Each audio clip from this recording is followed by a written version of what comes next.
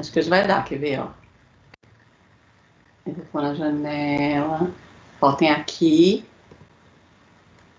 Janela. Vê se eu não tô muito antenada hoje. Eu configurei hoje lá. Eu falei que tinha uma configuração lá. Você tem que apertar lá dentro, no PowerPoint. Tem que habilitar o modo apresentação. Aí dá certo. Bom, vamos lá. Ah, falei que a gente ia falar de ética. Só que ficou com... Se eu fechar... Bom, minimize, vai. Olha, aqui a gente está no terceiro eixo, né? A gente falou da acesso à ordem jurídica justa, da mudança de mentalidade e paradigma, e aqui é o terceiro eixo da resolução 125, que é o embasamento, né? Que são esses pilares: acesso à ordem jurídica justa, mudança de mentalidade, mudança de cultura, para a cultura da paz, né, da pacificação social. E o terceiro é exatamente isso que a gente está fazendo aqui: a qualificação do serviço e a capacitação dos mediadores e dos conciliadores judiciais. E aí eles falam sobre a qualidade técnica, ambiental, social e ética. Tá?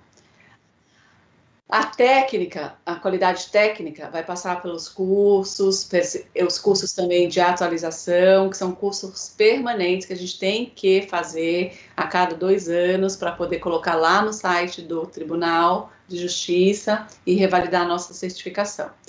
Essa qualidade técnica, eles têm essa preocupação porque senão a pessoa faz só o curso básico, não é que é só, é um curso que foi bem construído, mas a gente, como a gente tem comentado aqui, as coisas são vivas, né? Vão mudando, vão crescendo, os conflitos vão diversificando, as técnicas vão tendo outros sentidos, outros significados, a gente pode agregar isso, conhecer aquilo. Então é interessante essa e aí eles falam no princípio como competência e essa qualidade técnica dos mediadores e dos conciliadores. A qualidade ambiental que eles trazem aqui, depois a gente vai falar cada um mais devagarzinho. A qualidade ambiental que eles falam aqui é do próprio ambiente. Agora a gente está no ambiente virtual, então a gente se preocupar com a qualidade da imagem, nós mediadores, digo, né? Porque às vezes as pessoas não têm como, mas a qualidade da imagem, como é que a gente se posiciona, explicar que pode cair, que você volta no mesmo link, né? Pode cair o sinal, que nem aquela hora que eu abaixei e levantei, né? Às vezes a pessoa não sabe o que aconteceu, só vai sempre dar um exemplo, né? Falar, olha, caiu a caneta, caiu alguma coisa, vou baixar aqui e já volto, para que a pessoa fique, né, ambientada, né, ambientizada, sei lá, fique de uma forma que ela se sinta segura ali, né, não acha que a pessoa, sei lá, sumiu da câmera ou não está levando a sério, ou que o virtual não está com a seriedade necessária por uma sessão. Então, explicar tudo como se a gente fosse o médico, falar, agora eu vou aplicar uma injeção, agora vai doer um pouquinho aqui, ou agora eu vou passar algodão, sabe, assim, eles vão falando passo a passo.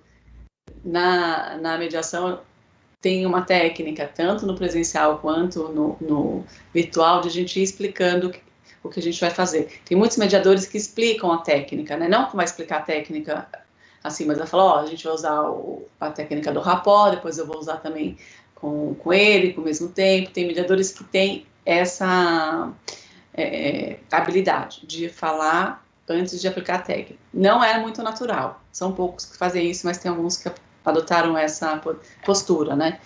E no virtual é interessante que a gente faça assim, que a gente vá falando o que vai acontecer, o que pode acontecer, e às vezes cai a luz, às vezes, né, cai o sistema, e como que a gente pode resgatar isso, ou até remarcar se não for possível voltar no mesmo momento. Teve várias vezes, né, às vezes acaba a luz, tem um temporal, esses dias mesmo aconteceu, e aí a gente tem que remarcar, enfim. E no presencial, eles falam muito assim, para a gente estar um ambiente onde as partes se sintam confortáveis, né, então, se você vai receber um grupo grande, tem cadeira para todo mundo?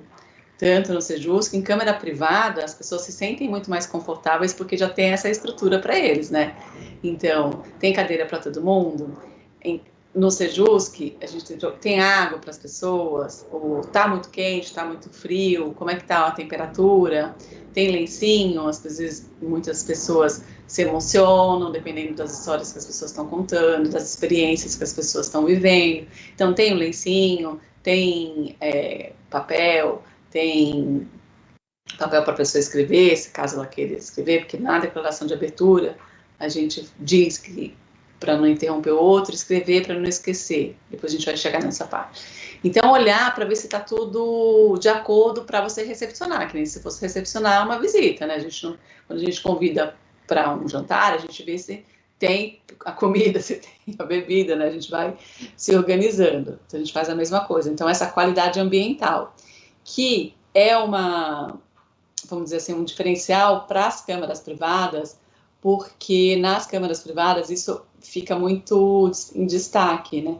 Ela foi preparada, ela é do mercado, né, privado, então ela foi preparada para atender a sua agenda, a agenda dos seus clientes, a agenda dos medianos, né, com todo o conforto, com horário marcado, e nisso se diferencia um pouco do Sejusc, porque os Sejusc são eles, né, obviamente, que marcam a data, então você não consegue conciliar a sua agenda.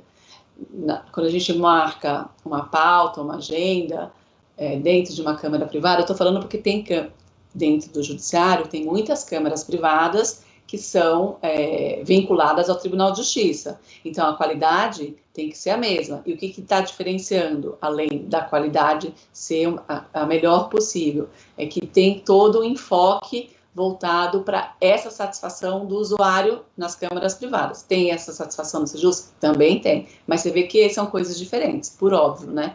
Então, a gente não consegue, a pessoa vai fazer 3, 4 no Sejusc, quando o Sejusc permite fazer 2, 3, na agenda do tribunal, é claro, que não tem como, né? Tantas pessoas usando o tribunal, e numa câmara privada, não. Você vai marcar a agenda de acordo com a agenda das pessoas, dos clientes, dos medianos e dos mediadores. Então, as pautas, quanto tempo a gente vai ficar 2 horas aqui, a gente consegue ficar 2 horas. Às vezes no Sejusc a gente não consegue ficar ao mesmo tempo. Então, tem algumas coisas que diferenciam. Mas quando eles estão falando ambiental, da qualidade ambiental, é isso que eles estão dizendo. É deixar a qualidade ambiental no que as pessoas mais se sintam confortáveis e aquilo que sirva para elas, né? Então, tanto no Sejusc, que é dentro do judiciário, quanto nas câmaras privadas, e como a gente está falando de mediação e conciliação judicial, dessas câmaras que são credenciadas. Por exemplo, Savoy tem uma câmara credenciada no Tribunal de Justiça. É óbvio que ele teve toda essa preocupação de estruturação, né? Porque senão eles não aprovam também, tá? Porque tem a fiscalização, até a própria Maria Cristina falou, a gente fiscaliza isso. Mas por que tem essa fiscalização? Para ver se essa qualidade está mesmo sendo respeitada. E geralmente as câmaras até superam, né? Porque eles querem tratar da melhor forma possível.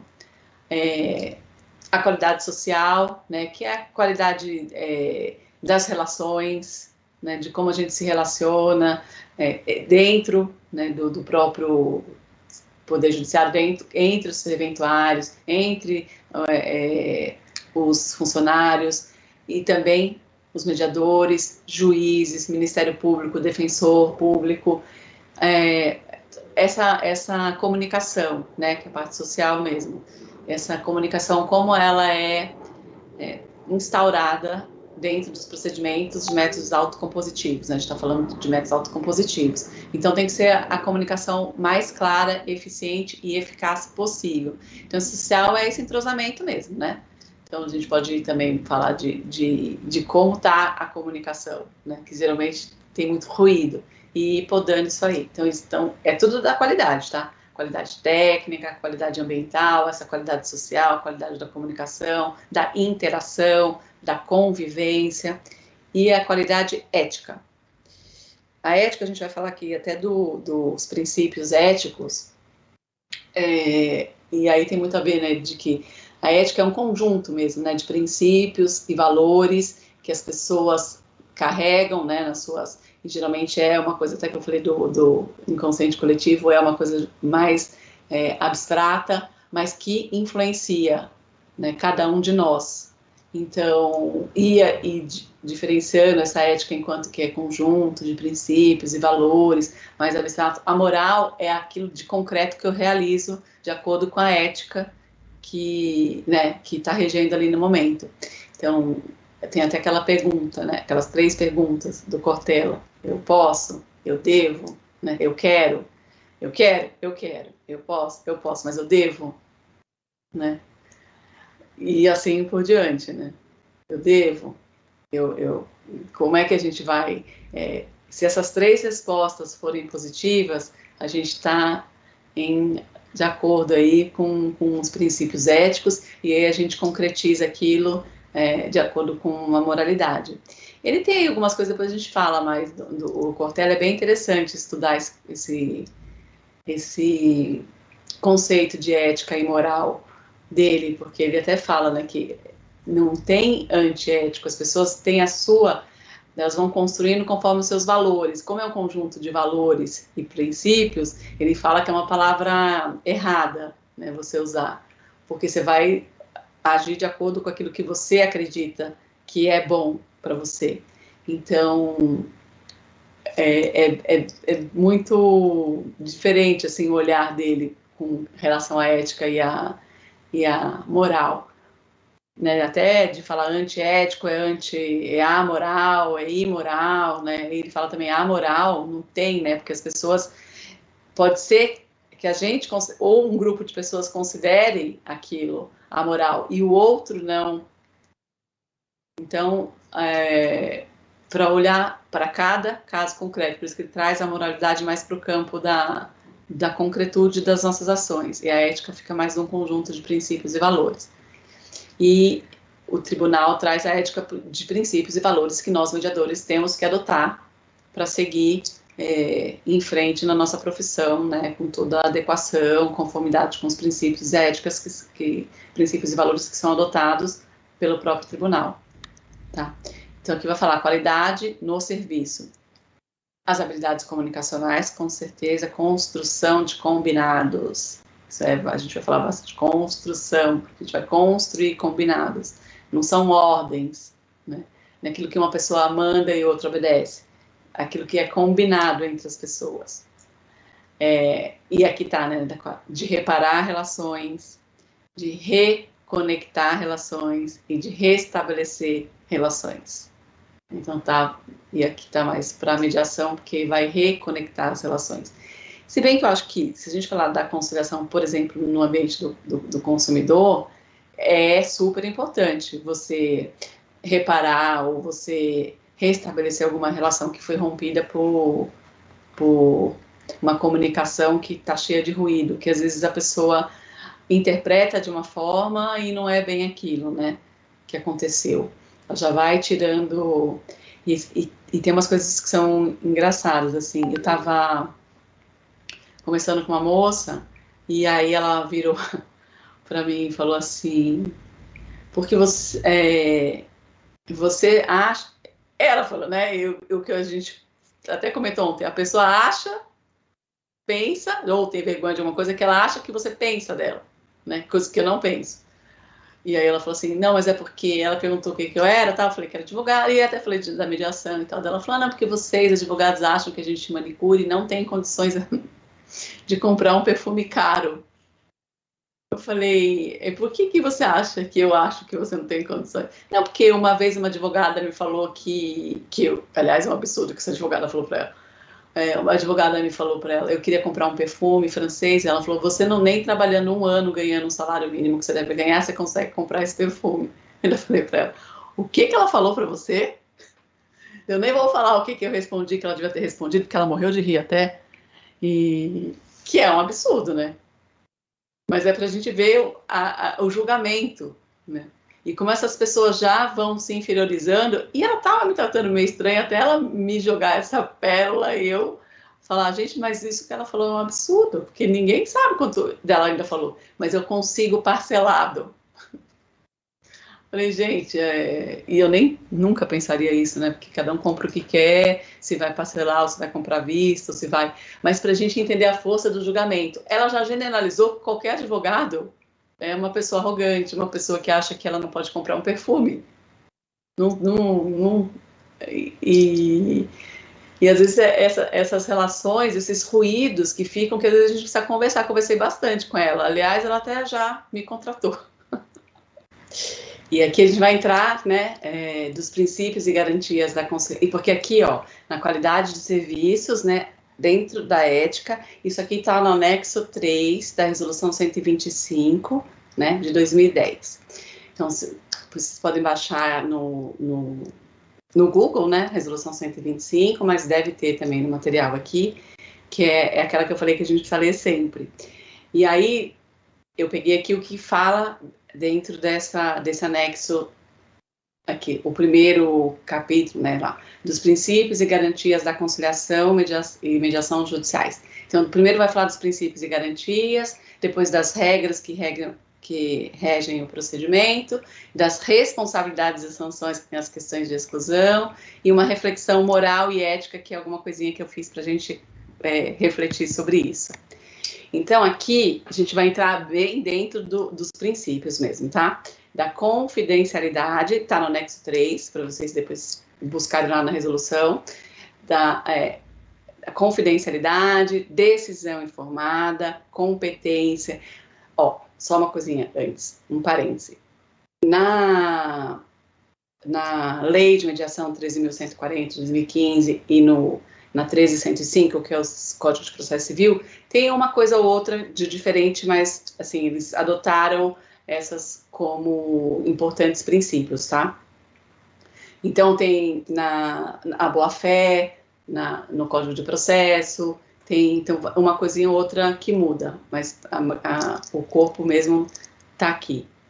Tem a oralidade, a oralidade está na 340, mas se a gente ver, vai sabendo isso aqui e dando uma olhada nas outras, é quase igual, tá?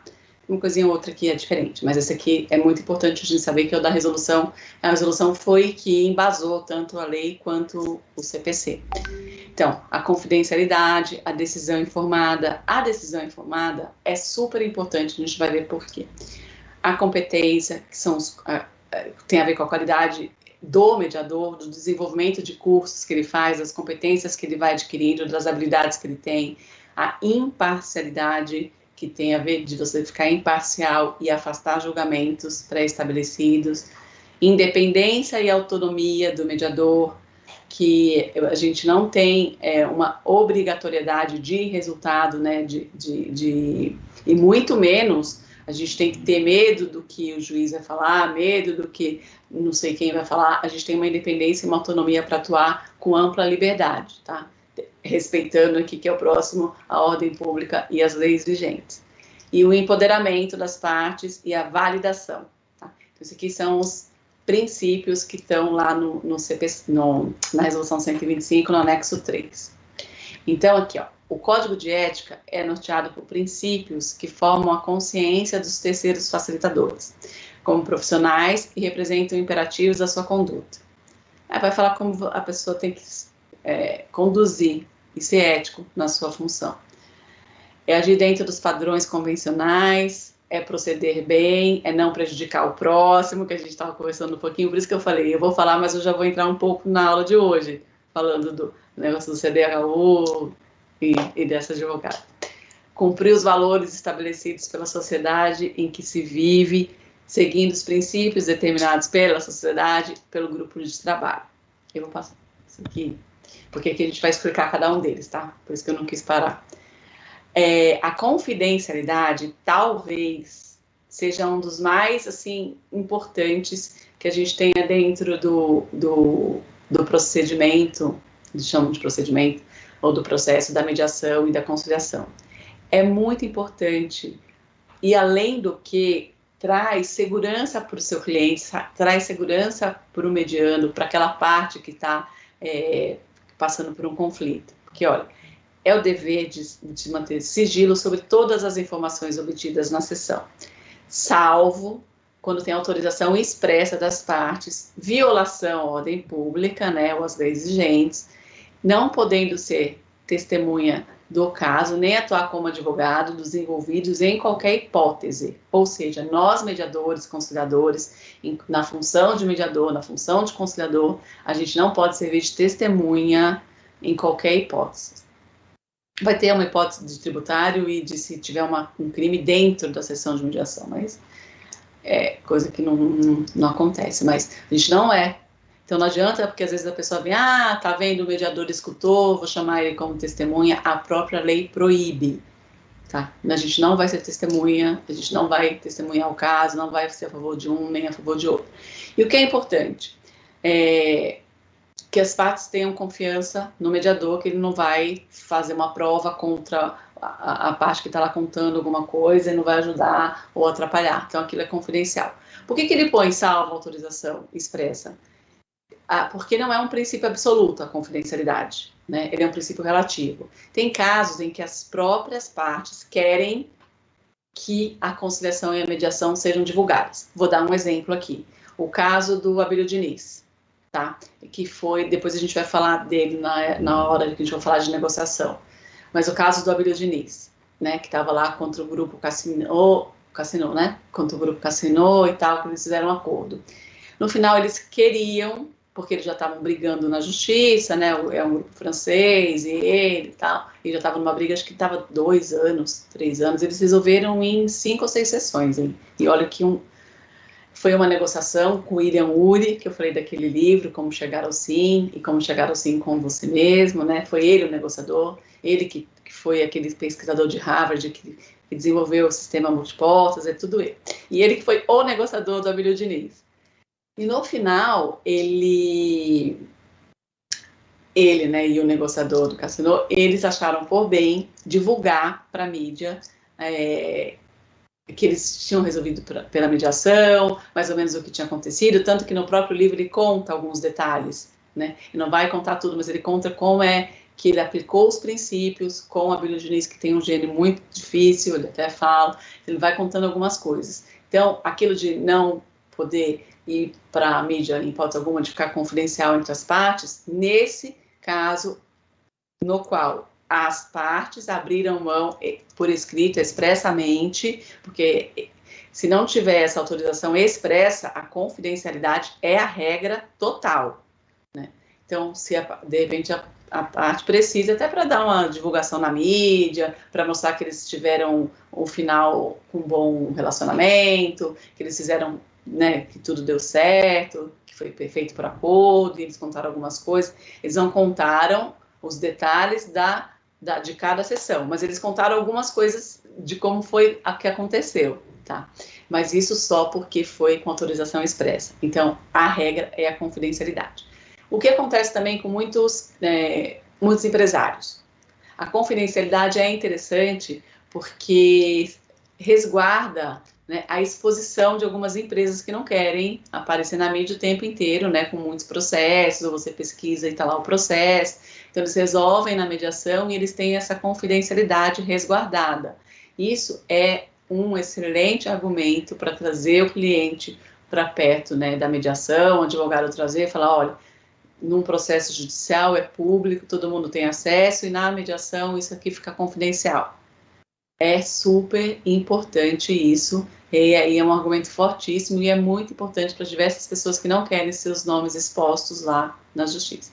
Não só isso, tem muitos empresários não brasileiros e internacionais que também acham que a exposição que se põe aqui no nosso país é muito grande, eles preferem também tratar com a confidencialidade dentro da mediação e da arbitragem, né, também, mas dentro da mediação, que é um processo é um procedimento muito mais rápido do que o judiciário do Brasil, principalmente em empresas internacionais. Então, eles preferem a mediação pela confidencialidade, pela celeridade, né, de ser muito mais rápido, eficaz, de ficar ali resolvido por profissionais especialistas no assunto, mesmo, estou falando mesmo de mediadores, porque um corpo de mediadores, esse corpo é escolhido de acordo com o que o mediador tem de qualificação, de especialização, enfim, então eles têm mais credibilidade no sistema. porque nem sempre eles são tão crédulos no sistema do judiciário aqui do Brasil, tá?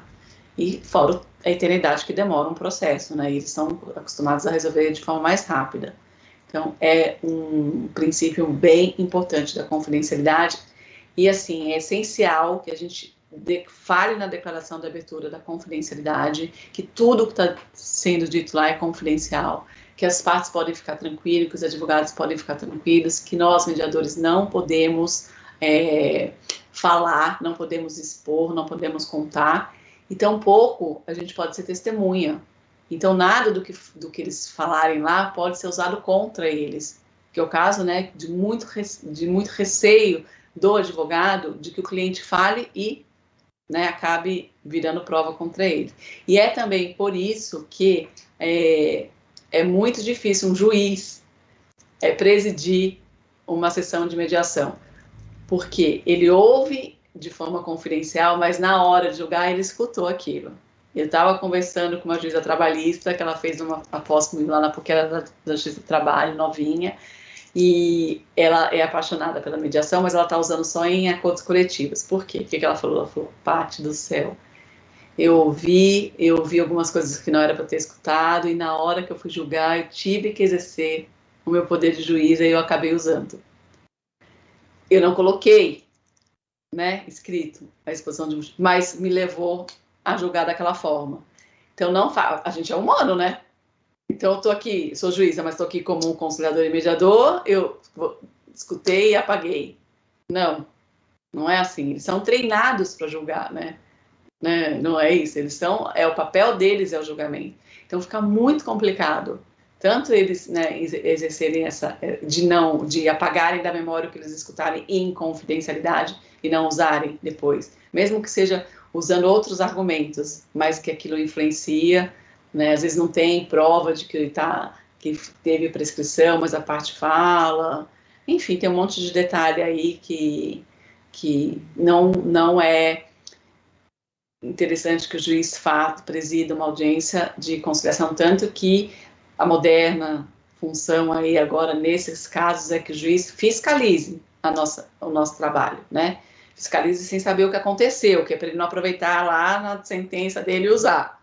Fiscalize assim, sem a gente dar detalhes. A gente fala, ó, tá em andamento. Eu já fiz uma mediação que eu fui indicada pela assistente social do fórum, e a gente foi fazendo, e a gente tinha que entregar a cada 15 dias um relatório, porque com 6 meses, né, foi uma mediação bem complicada.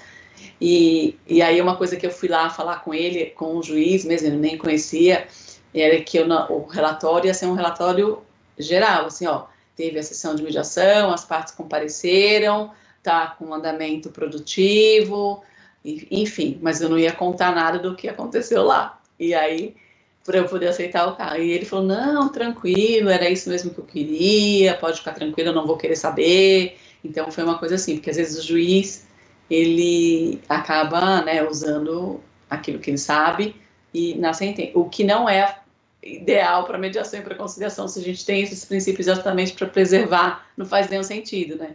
Então, ficou melhor, e aí tem a nova ordem aí que eles falam do papel fiscalizador do juiz, mas não de ele presidir a sessão, não é muito adequado, porque a gente é humano, o juiz também é humano, e ouviu, né? Não tem jeito, ouviu.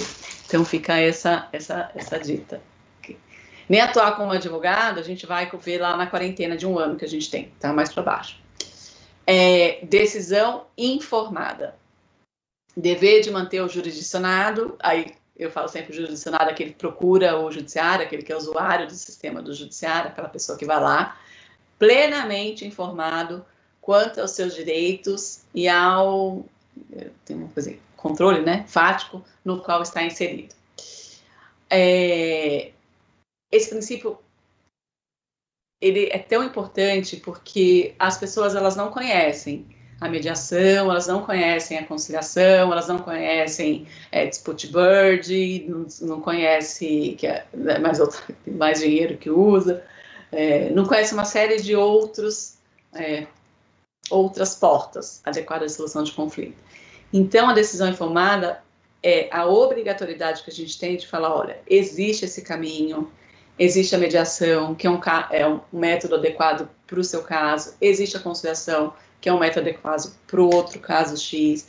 O que pode acontecer se tiver a mediação? Pode resultar num acordo, esse acordo pode ser homologado, pode não ser homologado, é uma decisão das partes, tá? Se a gente fizer fora do judiciário, né? No judiciário, por óbvio, vai ser homologado, mas se estiver em câmara privada e não quiser homologação, mas a gente, como mediador, tem que informar. Então, esse acordo pode ser homologado, o conflito será resolvido, e até, né, o que acho que foi a Alessandra que falou, né, mas a gente pode, assim, falar, né, que não pode falar que as consequências, pode falar as consequências, né, a gente não vai poder dar orientação jurídica, mas que ele vai ser homologado e é definitivo, né? Então, se está entregando, é definitivo.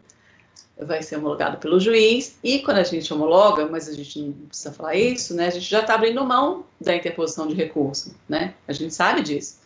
Então, quer dizer, quem não sabe, fica sabendo. Quando a gente pede para o juiz homologar, a gente está abrindo mão da interposição de recurso porque foi uma solução construída conscientemente, por isso que eu ponho lá. Com o mediador e o conciliador e o facilitador dizendo isso, né? Que é definitivo. A gente não vai poder depois recorrer daquilo como é o processo judicial. A gente está sendo responsável, autorresponsável por aquela decisão juntamente com o mediador. Então, a gente vai explicar quais são os métodos que podem ser utilizados naquele caso daquela pessoa, quais são as consequências, que ele não é obrigado a fechar nenhum acordo, que aquilo é voluntário, que também é um princípio, que ele fecha se quiser. Então, a gente vai explicando o que é, para que ele tenha a decisão dele seja pautada em informações verídicas, né? Informações que assegurem que ele pode ter toda a tranquilidade em fazer aquele acordo, para ele não sair sem saber o que aconteceu na sessão. Como eu já ouvi, o que aconteceu lá dentro? A pessoa não entendeu nada. Não faz sentido também, né? Então, isso aqui é muito importante. E a decisão informada, depois ela vai linkar com vários princípios contratuais, que depois é uma curiosidade que a gente pode fazer esse tempo no final do curso, né? Tem vários princípios contratuais. A decisão informada dá para a gente encaixar lá. E aí é legal para a área empresarial, para ela que é empresária do brigadeiro. Mas brigadeiro já linka lá, a mediação já linka com o contrato que ela vai fazer para os seus clientes. Princípios fundamentais que regem, né? Aqui é o artigo 1º. Então, o artigo 1º a gente está falando aqui, ó, confidencialidade, decisão informada, terceiro, né? Artigo 1º, inciso 3º, competência. Dever de possuir a qualificação que habilite a atuação judicial, né? Com capacitação na forma desta resolução. Gente, isso aqui a letra de lei, tá? Não escrevi nada com minhas palavras, é o que está lá na resolução, no Código de Ética, no anexo 3º da resolução 125. Dever de possuir qualificação que o habilite a atuação judicial com capacitação na forma desta resolução. Observado, tá vendo? A reciclagem periódica obrigatória para a formação continuada. Essa reciclagem, um monte de gente vem e fala, eu não estou ganhando tanto para ficar fazendo curso, porque não sei o que eu não vou fazer, porque eu não sei onde está escrito isso. Está escrito no Código de Ética dos Mediadores e dos Conciliadores, que é obrigatória a formação continuada. Não é uma questão porque eles falam, as escolas querem empurrar curso para a gente, porque a gente não tem. Tem sim, não é as escolas querem empurrar. Se você não fizer, você vai ser descredenciado. Então, você pode procurar diversas escolas, diversos cursos, não precisa ser numa ou noutra, é aquela que você mais se identifica, o assunto que você mais queira. E teve uma coisa interessante, porque antigamente esses cursos de reciclagem não precisava passar pelo crivo do judiciário. Geralmente as escolas que forneciam cursos, né, relacionados à mediação, à conciliação, à comunicação, podiam dar. E aí, como ficou muito fora do controle, teve gente juntando o curso lá que, sem brincadeira, não tinha nenhuma relação com a mediação. Curso de fazer tapete no negócio.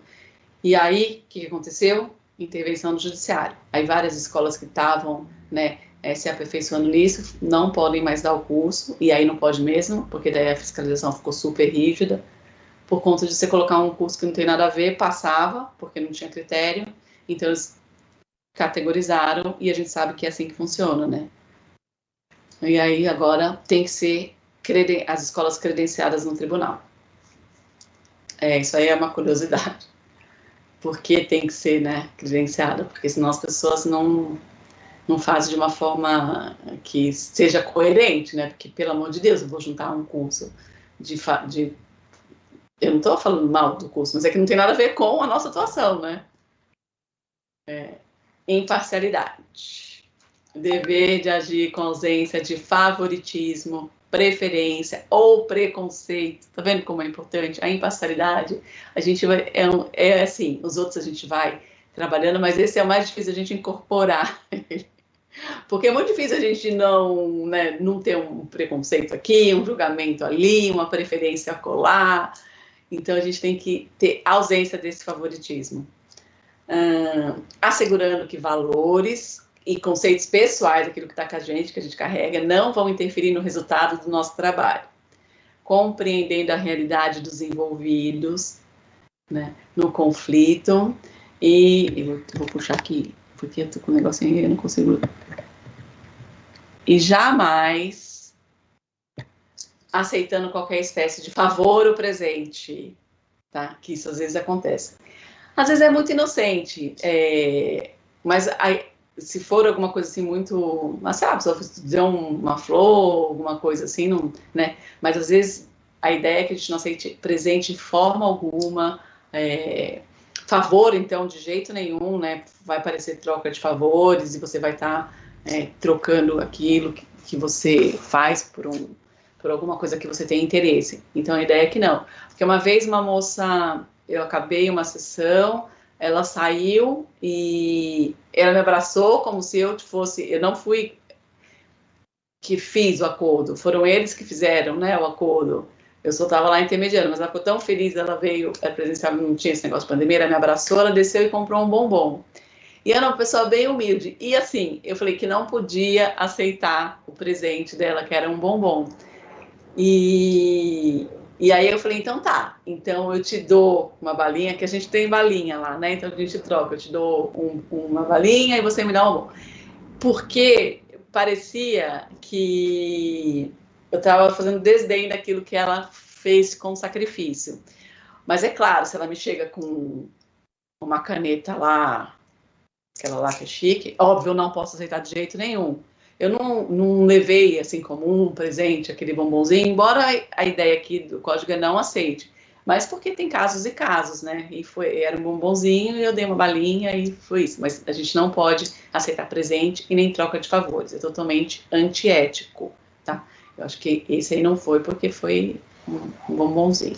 Pequenininho, assim, tá, gente? Bem pequenininho. E eu sou apaixonada por chocolate. Podia ter resistido, mas não resisti. Mas não aceitem, tá? É o que eu vou falando que vocês vão lembrando, né? Deixa eu falar, não aceitem, não aceitem, resistam ao chocolate. Independência e autonomia, dever de atuar com liberdade, sem sofrer qualquer pressão interna ou externa, sendo permitido recusar, suspender ou interromper a sessão, se ausente as condições necessárias para o seu bom desenvolvimento. Tampouco havendo dever de redigir o acordo ilegal e inexequível. Inexequível é que não tem condições de a gente executar, de se concretizar no mundo real, tá? É claro que a gente não vai, né? Então eu vou vender cocaína e eu vou colocar aqui no acordo quanto eu vou vender maconha, vou vender sei lá o quê, ou tráfico de armas, é óbvio, né? Que a gente não pode fazer um acordo ilegal assim. Ou inexequível, né? Eu vendo uma coisa que é impossível. Vou fazer um acordo de um terreno que não existe, né? Não existe em lugar nenhum, não existe nem a cidade, não tem como você concretizar aquilo, não tem como você executar. Ou você faz o acordo que a pessoa ganha 2.000 e o valor do acordo é de 15.000. Como é que você vai cumprir esse acordo? Impossível também. Então a gente não vai fazer acordo dessa forma, né? Sendo um acordo que é ilegal, vai contra a lei, ou que você não consiga depois cobrar aquilo, né? Então, a gente tem esse negócio de atuar com liberdade é importante para a gente não sofrer pressão, de tem que fazer acordo, e acabar pressionando o mediando, que pressão externa, né, de juízes, gestores, nada disso. E a gente pode interromper, sim. Eu já fiz. Esse negócio que eu falei no comecinho, eu falei, ainda eu vou entrar aqui, mas tem a ver com a aula. Eu não fiz porque não estava as condições para o bom desenvolvimento, as condições de empoderamento das partes estavam totalmente desigual. Então, a gente não tem obrigatoriedade de redigir o acordo, tá? Principalmente você percebe que o cara está lá como preposto, que é o representante de uma empresa, tá? Só para quem não é da área jurídica. Então, o cara está representando a empresa, ele vai lá, só que ele está representando a empresa e é um advogado da empresa, ele conhece bem os termos, as consequências, enfim. E ele vai lá dar o seu RGzinho, né? Então, para a gente não vai adivinhar que ele é o advogado. É só depois que a gente começa a perceber alguma coisa distoante na forma como fala. Tem alguns termos que o advogado gosta muito de usar, que a gente já percebe. Se uma pessoa com RG, geralmente não vai falar prescrição, não vai falar está se locuplantando ilicitamente, não vai falar. Então, a gente já começa a perceber que aquilo está alguma coisa estranha. E a outra parte, sem advogado, porque, em tese, a empresa também não está com advogado. Tá em condições iguais? Não tá, a gente é obrigado a fazer acordo? Não é. Não é obrigado, tá? E tá na lei. A gente não tá fazendo nada contrário à lei. Então, a gente tá cumprindo aqui. Então, a gente não é obrigado a fazer isso ali. Sem qualquer pressão interna, sendo permitido recusar, suspender e interromper a sessão, se ausente as condições necessárias para seu bom desenvolvimento. E aí está no princípio, lá no último ali, o empoderamento, que as partes estão em condições iguais de poder. O que eu acho que é um empoderamento? Às vezes não é a questão do valor financeiro, não. Então, eu peguei uma vez um caso onde ela estava uma faxineira, né, fazer faxina na casa de uma pessoa, e também foi com relação ao CDHU, e mutirão do CDHU, e a parte contrária, né, era a própria empresa. E só que ela tinha absoluta certeza, assim, muita certeza, assim como na relação de trabalho, por exemplo, ela tinha muita certeza de que ela ia conseguir pagar, de que a acordo era bom para ela e que ela queria quitar. Porque ela tinha recebido uma herança, né? Então, ela estava empoderada na decisão? Ela estava. Ela estava sem advogado? Ela estava sem advogado. A outra parte estava com advogado? Estava, embora, né, com preposto, mas a gente sabe que era um advogado. Não estava em condições, mas ela estava tão empoderada, assim, as consequências foram esclarecidas para ela, foi tudo certo, assim, e ela tinha absoluta certeza. Então, eu não digo assim, às vezes numa relação de empregado e empregador, ou, por exemplo, o título está prescrito, então eu não posso mais cobrar ele, que também já aconteceu. Então, eu não posso mais cobrar aquele título. Sei lá, prescreveu em 5 anos, você tira o nome do Serasa, para falar uma linguagem mais simples. Então, já tem 7 anos a dívida, né? Prescreveu. 7 anos, o credor não pode ir lá e cobrar, tá? E aí a pessoa vem e fala assim, mas eu sei que ele não pode mais me cobrar, tá? Eu vou falar porque aconteceu um mutirão onde os bancos vieram com essa gracinha, já contei para a avó, falando que a prescrição o banco tinha revogado, coisa que o banco não pode fazer, né? Porque ele não faz lei, mas tudo bem. Então, no caso da revogação, eu sei que não pode mais cobrar, tá com o princípio da decisão informada? Tá. A gente cumpriu? Cumpriu. O banco não pode mais cobrar, porque já tem 7 anos, cobra até 5, já perdeu o direito. Se você fizer um acordo aqui, você volta a dever esse acordo aqui, mas você faz se você quiser. Só que a pessoa fala, eu quero fazer, porque na minha moralmente falando, eu não vou ficar em paz mais comigo mesma se eu não pagar isso. Ela está empoderada na decisão? Totalmente. Ela sabe que ela não está sendo enganada, lubridiada, passada para trás? Sabe. Ela sabe quais são as consequências que vai voltar? Sabe. Mas ela quer fazer? Quer. Por princípio.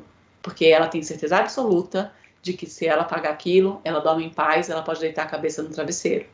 Então, são coisas diferentes. Agora, se vem uma questão de uma instituição financeira e fala, o banco acabou, editou uma resolução e acabou com a prescrição. Ou seja, o seu nome fica sujo o resto da vida. E a gente está com uma proposta excelente aqui. A dívida de 12 anos atrás, sendo que eu acabei de falar que 5 anos não pode mais cobrar, a dívida de 12 anos atrás, sei lá, que está em 100 mil, que também já é um absurdo, a gente está fazendo por R$2.000. Pessoal, que maravilha! Eu vou fazer. E eu lá como mediadora, falando, escuta, eu não entendi, assim, o que o banco acabou com a prescrição. É óbvio, né, que eu já estava quase me revirando. Mas eu comecei a fazer perguntas, tá? Por que eu fiz perguntas? Para mostrar, eu não posso interferir na parte jurídica? Não, mas eu posso fazer perguntas. Eu posso encerrar? Posso, mas eu queria primeiro que ela entendesse por que eu ia encerrar. O banco, eu falei, eu não estou entendendo, não sou da área jurídica, não estou lá, né, como advogada. Então, mesmo sendo ou não, pouco importa. A gente tem independência, autonomia, a gente não está vinculado à nossa profissão, enfim. Falei, eu não sei o que é prescrição, e eu não entendi o que você quis dizer que o banco acabou com isso. Então, o meu nome fica sujo o resto da vida. Se eu tiver uma dívida e eu for consultar lá no SPC e Serasa, daqui a 12 anos ele vai estar lá. O cara, sim. Tá. Eu falei, a senhora consultou o seu nome nos últimos tempos? Não, a senhora sabe se está lá ou não? Não sei. Porque, de repente, quando o banco fez essa resolução, o seu nome já tinha saído, porque ele falou que era quanto tempo? Que era antes? Ele falou, antes era 5 anos. Eu falei, então, de repente, não está lá. Porque daí, se a senhora paga porque quer, e não porque vai ficar, né, sujo o resto da vida. E eu fui fazendo perguntas, né? Eu falei, e a senhora também pode pedir para chamar um advogado, para explicar o que é isso, porque ele está falando termos técnicos que eu não estou entendendo, e eu mesma não estou me sentindo segura para fazer esse acordo aqui. E aí, é claro que ele estava querendo me matar, né, porque era um mutirão, e ele sabe muito bem que eu sabia o que era aquilo.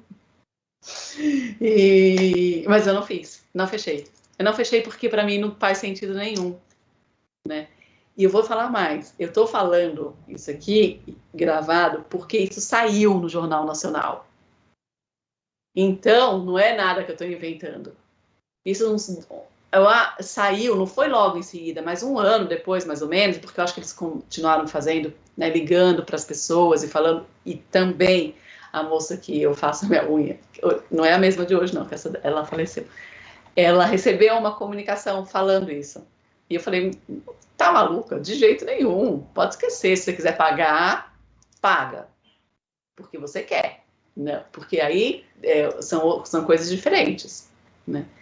E assim, na época eu estava dando um curso, na época que aconteceu isso, e falei, e tinha uma advogada de instituição, não sei se era de banco, mas era de uma instituição financeira, e ela defendia plenamente esse argumento. Porque a pessoa é devedora e tem que pagar. Eu concordo que a pessoa é devedora e tem que pagar, não estou falando isso. Eu não concordo a forma como ela vai pagar, sendo lubridiada, enganada, sendo, né, enganada, não tendo. E a gente não tem o princípio ético do mediador de conciliador da decisão informada, e se a gente sabe que isso não está certo, não é que a gente vai entrar no detalhe jurídico, mas é porque não tem, a gente encerra. E eu falo ainda, talvez, que por isso que é importante, se tem advogado de um lado, tem que ter advogado de outro. Tem que ter esse equilíbrio.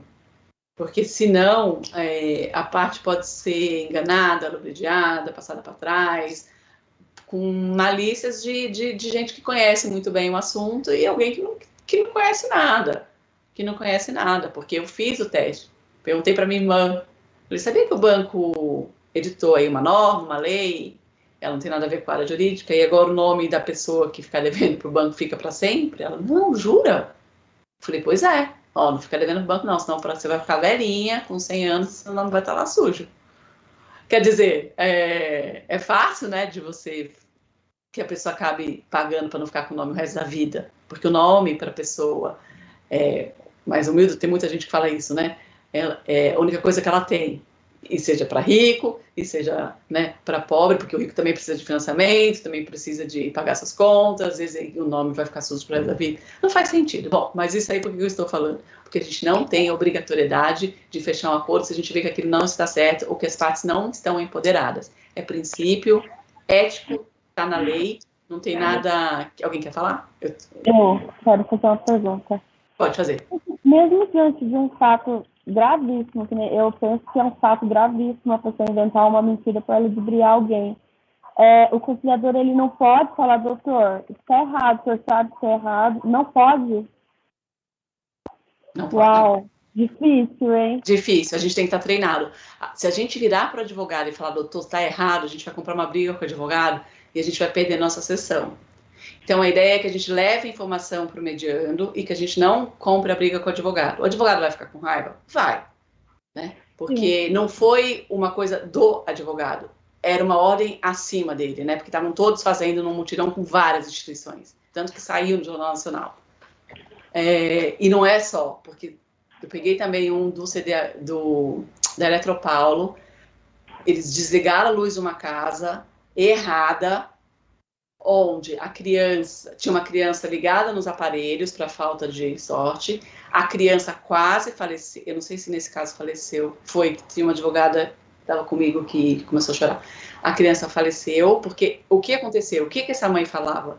Eu não atraso a conta, eu posso deixar de comer, mas eu não atraso a conta de luz, porque é muito importante, eu sei que eu não posso ficar sem luz, e era a comunidade e as casas são, né, o Savoy sabe, as casas são muito perto uma da outra, os fios entrelaçam, eles fazem um monte de gato e tal, não sei o quê. Eu sei que eles foram lá e cortaram da casa vizinha, enfim. E você tem que comunicar antes, também está na lei isso. E eles chegaram também dizendo que tinha baixado uma resolução em que eles não precisariam comunicar. Não existe essa resolução. Eles também não legislam. É obrigado a comunicar.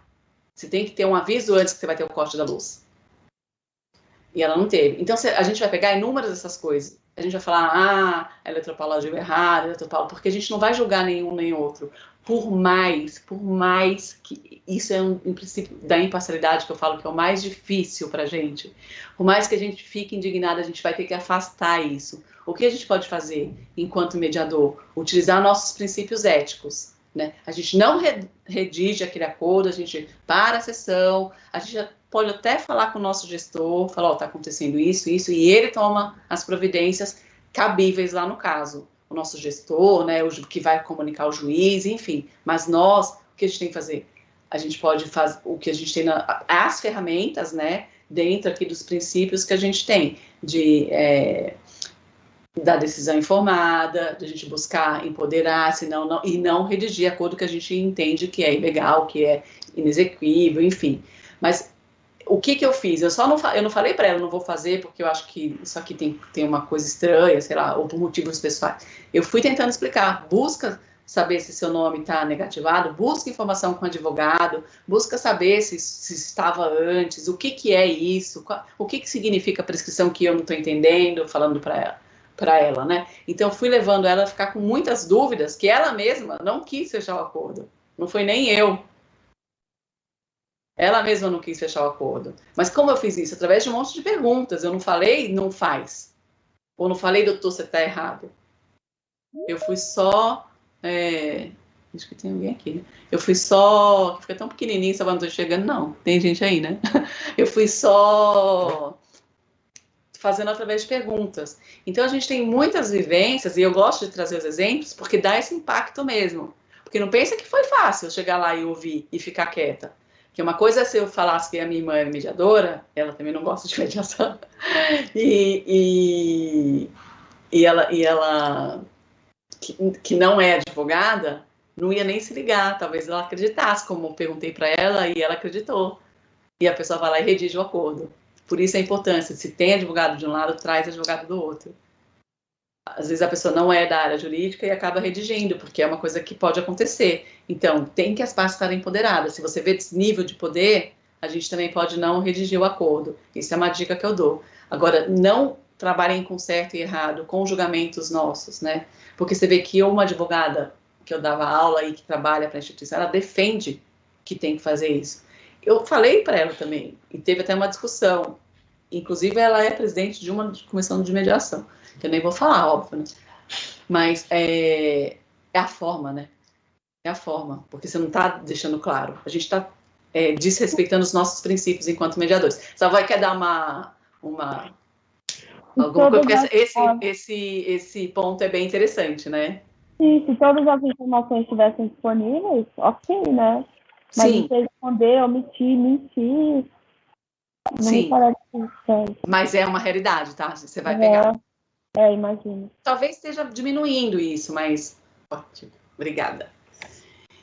E aqui depois a gente vai ter o empoderamento, né, que é o dever de estimular os interessados a aprenderem a melhor resolverem seus conflitos futuros em função da experiência da justiça vivenciada na autocomposição, né? Ele está empoderado de decidir qual é a melhor forma de solução de conflito, ele já foi informado, ele passou por aquela experiência, né? Então também tem a questão do empoderamento de você estar no mesmo nível de entendimento, né, do que está acontecendo, e a validação, né, que é o dever de estimular os interessados a perceberem-se reciprocamente como seres humanos merecedores de atenção e respeito.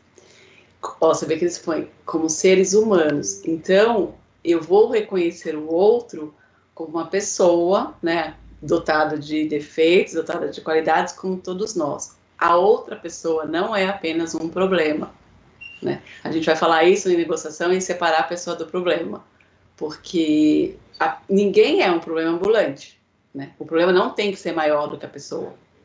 Aliás, mesmo isso é um toque para a gente, né? Nós temos que ser maiores do que os problemas, né? A gente tem que conseguir dominar eles, entender eles e colocar eles no lugarzinho deles. Eles não são maiores do que a gente. Eles não têm que deixar a gente sem dormir, eles não têm, por mais que seja grave, tá? Então, é a mesma coisa aqui. O problema não é a pessoa. Então, quando eu sento para falar com uma outra pessoa, esse é o princípio da validação, eu reconheço como outra pessoa, e não só como uma coisa lá que eu quero matar, me vingar, destruir, enfim. E validar quando os medianos têm esse comportamento, né? Quando eles começam a reconhecer aqui, isso aqui, aquilo lá, então a gente valida. A gente fala que está caminhando no sentido bom, a gente já andou bastante até aqui, que bom que você reconheceu, que bom que vocês conversaram sobre isso. Então a gente vai validando e a gente fala que é validação até de sentimentos, né? Validação das atitudes das pessoas e quando elas começam a entrar num campo, né? De reconhecer o outro como pessoa e não só como uma questão que ela precisa resolver, porque não é assim, né? Então, viu, e entrou como um princípio, você vê como é importante a gente estimular, né, a perceberem-se como seres humanos, quando eles começam a conversar, quando eles começam a pelo menos escutar um ou outro, às vezes você vê que começa a sessão de mediação um de costas para o outro, e no final eles já estão se falando, então, e a gente vai parabenizando, vai validando o que a gente chama, né, que bom que a gente andou, que bom que está sendo a conversa está fluindo, que interessante que nesse ponto vocês acordam, por mais que nos outros ainda não tenham acordado, né? A gente destaca aquele que está andando, né? E não dá ênfase no que não está andando. A gente vai trabalhando o que não está andando e vai destacando aquilo que a gente já foi resolvendo. Isso também é uma técnica interessante, até quando o Savoy fala, quando a gente for fazer a pauta, a gente trabalhar o lado subjetivo e objetivo. Dividir mesmo, né? A gente chama substancial e objetivo, e a gente trabalhar essa parte e essa. Então, quando a gente esgota o subjetivo e a parte volta para fazer gracinha, falar, mas eu não vou fazer então se ele não fizer isso, a gente fala, a gente já conversou sobre esse ponto. A gente vai falar também isso aí nas técnicas, que a gente vai esgotando e vai, tipo, dando um verdinho e deixando o vermelhinho para aquilo que a gente não conversou. Aquilo que a gente deu de verdinho, a gente não volta mais. E se a pessoa voltar, a gente fala, ó, entendo que isso aqui é importante para você, a gente vai voltar, mas a gente já falou sobre isso. Então a gente vai andar, porque com a mediação é perspectiva nesse aqui, e depois a gente volta naquilo. Porque isso que a Salva falou é muito verdade. Vira pessoal, a pessoa já concordou com o negócio, mas aí se a outra discorda, ela faz tipo uma chantagem. Ah, então eu não vou fazer mais aquilo. E aí, para a gente ter uma técnica na mão, a gente já pode falar exatamente isso, né? É que eu lembrei porque você falou isso, de dar essa ideia, de fazer esse checklist. Então, não é que, e aí a gente está validando, não é que a gente não vai voltar mais naquilo, a gente até vai voltar, mas primeiro a gente já conversou sobre isso, eu entendo que é importante para você, a gente já acordou sobre isso, a gente até volta, mas a gente vai voltar depois que a gente terminar esse ponto aqui. Isso é excelente ferramenta para a gente não começar a voltar no aquilo que já foi discutido, porque senão a gente não sai do lugar. Porque daí ela começa a fazer, ou ele, né, chantagem com aquilo. Eu peguei uma sessão, só para exemplificar, a moça queria que ela é professora da rede estadual, ela queria que a filha estudasse na rede estadual, e o pai um professor com mestrado, papapá, dá muito valor para a educação. Ele não queria de jeito nenhum a filha dele na rede estadual, queria na rede particular. Então chegou uma hora em que ele acabou concordando de ela ficar até o ensino, sempre, não lembro direito, ensino médio, né? Até o ensino, o primeiro ensino, que termina, acho que não lembro, Fundamental. no fundamental, né? Até aí ele concordou. E depois do fundamental para frente ia para a escola particular. Aí chegou uma hora que ele não quis pagar o valor que ela queria integral e quis pagar com alguma, tipo com plano de saúde. Ela falou, então ela não vai mais para a escola fundamental, vai para a escola fundamental, vai para a escola pública e para a escola particular vai ficar o tempo inteiro na escola pública. Agora eu não quero mais. Então a gente falei, olha, a gente já conversou sobre esse assunto, a gente já acordou, chegou no fundamental, eu não lembro direito se é o fundamental, ensino médio, sei como. A gente já acordou que no ensino. Eu sei que é assim, quando ela começasse a ter aulas mesmo, assim, aquelas que são mais matemática, inglês, português, ela ia para particular. Aí ele falou, e a gente já concordou, isso aqui já está fechado, a gente já pôs até um checklist verdinho, eu entendo que seja super importante, e era mesmo, era o maior ponto de discussão deles, seja super importante, a gente vai discutir agora a questão da pensão dos valores, né, que são questão, e depois a gente volta aqui. E aí, quando a gente chegou aqui, a gente não precisou voltar mais lá, porque na verdade ela não estava mais preocupada com aquilo, ela só quis jogar porque ele não queria pagar o que ela queria. Aí quando a gente discutiu esse ponto aqui, a gente não deixou ela fazer esse jogo de... Isso acontece, estou dando exemplo da escola, mas acontece com diversas situações, né? Vocês podem imaginar. Também você não vai fazer isso, aquilo lá também não faço mais. Então a gente vai falando, mas sempre validando. Eu entendo que é importante, eu entendo que a gente precisa falar isso novamente, mas vamos para frente. Tá? Isso é validação também. Aqui eu coloquei da lei, não, ali a gente estava falando o tempo inteiro da resolução, do anexo 3, aqui a lei, artigo 6º, o mediador fica impedido, que isso é importante, tá? Que é a quarentena, que a gente chama, pelo prazo de 1 ano, contado do término da última audiência, tá? Quando for judicial, em que atuou, de assessorar, representar ou patrocinar qualquer das partes. Tá? Então, se a gente atua como mediador, a gente está impedido 1 ano, de advogar, representar ou patrocinar qualquer uma das partes. Só depois de 1 ano, contado da última audiência, que a gente pode ser, por exemplo, advogado daquela parte. O mediador não poderá atuar como árbitro, nem funcionar como testemunhas em processos judiciais ou arbitrais, pertencentes a conflitos em quem tem atuado como mediador. Então, a gente não é testemunha, a gente não vai ser árbitro, e a gente não vai ser advogado daquelas partes durante 1 ano. Testemunha a gente não vai ser nunca, né? Mas de ser advogado, 1 ano.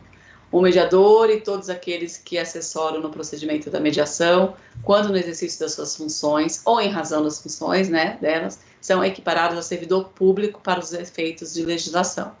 Então, tudo que tiver no procedimento, a gente tiver no exercício da função de mediação, a gente está sendo equiparado, foi o que o Savoy falou quase agora, né? A gente está sendo equiparado a servidor público, né? Então, a gente tem fé pública, a gente tem os mesmos impedimentos, né, que um juiz, enfim, a gente não pode ser mediador do melhor amigo, do seu pior inimigo, por óbvio, né? Senão você põe um acordo lá para ferrar ele. A gente está impedido. Então, se você chegou na mediação e deu de cara com seu melhor amigo, você tem que colocar para outra parte que você não pode atuar porque é o seu melhor amigo. Agora, se for uma pessoa conhecida, distante, você pode avisar que não tem nenhuma conexão, você pode avisar, eu conheço, né? Você deve avisar para as partes, para que elas saibam que você conhece aquela pessoa, mas que não interfere no seu trabalho.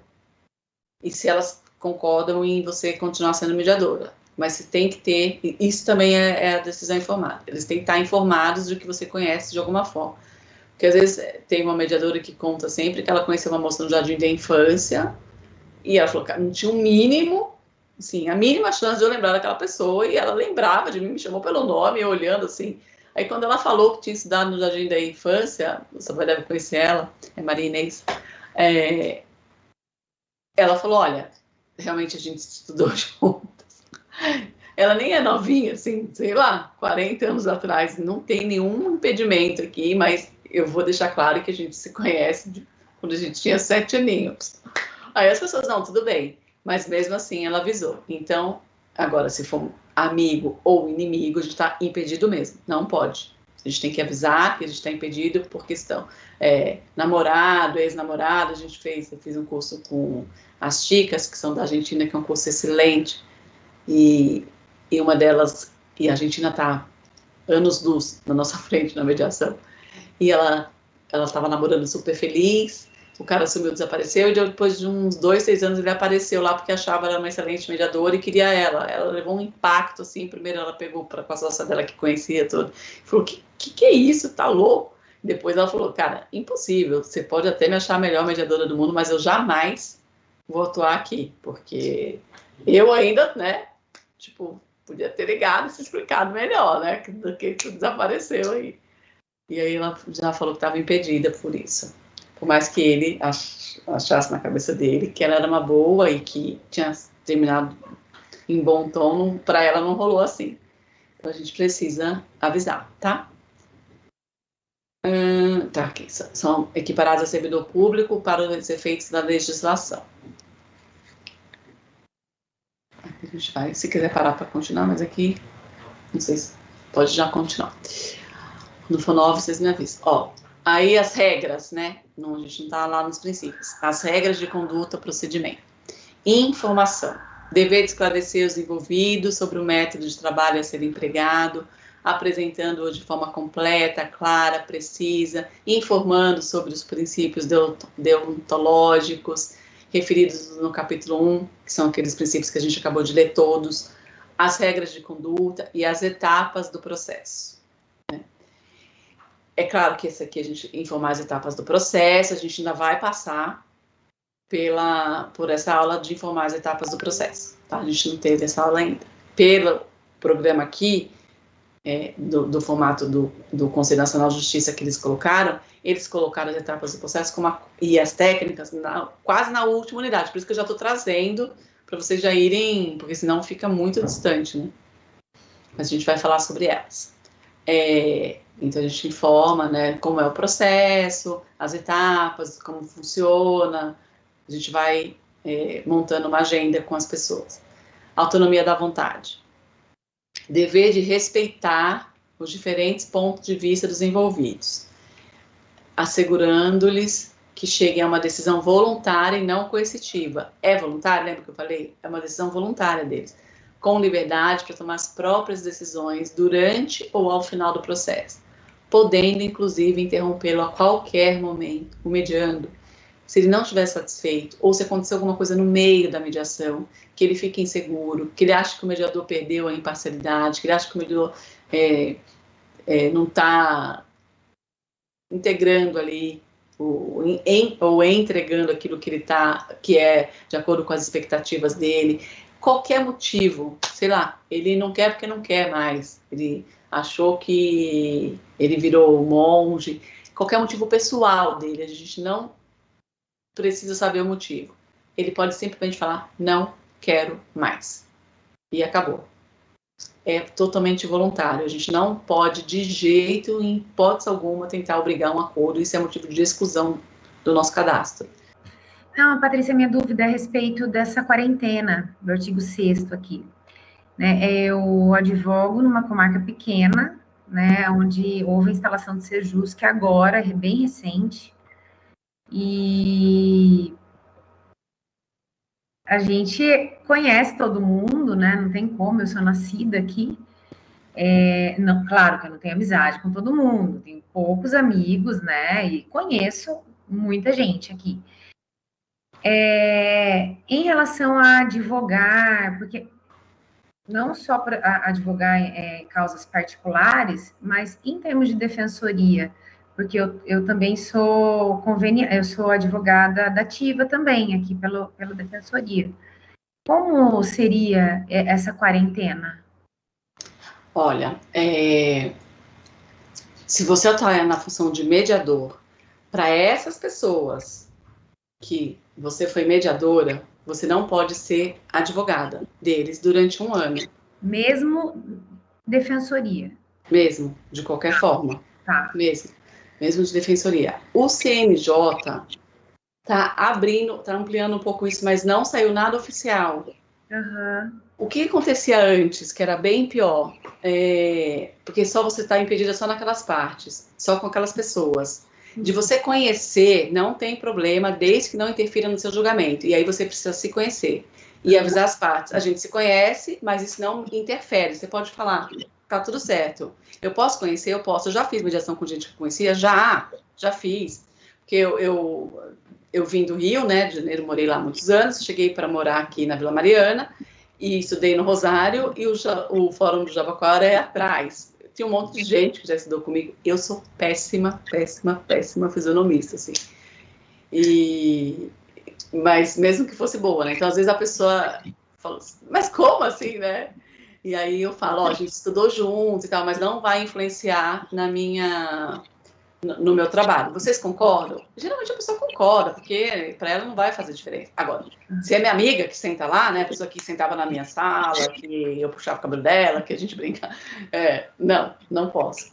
Mas então aí não tem problema. Conhecer não tem problema. Agora, uma coisa interessante. Antigamente, e por isso que eu estou falando que o CNJ está ampliando, antigamente, e até a Maria Cristina falou isso também, a pessoa que, isso foi por causa de comarca pequena, a pessoa que atuasse no fórum como mediadora, ela estava impedida de atuar naquele fórum como advogada. E daí foi um absurdo, porque para São Paulo tudo bem, para grandes comarcas tudo bem, mas para comarca de interior, assim, era impossível. Aí o que eles fizeram?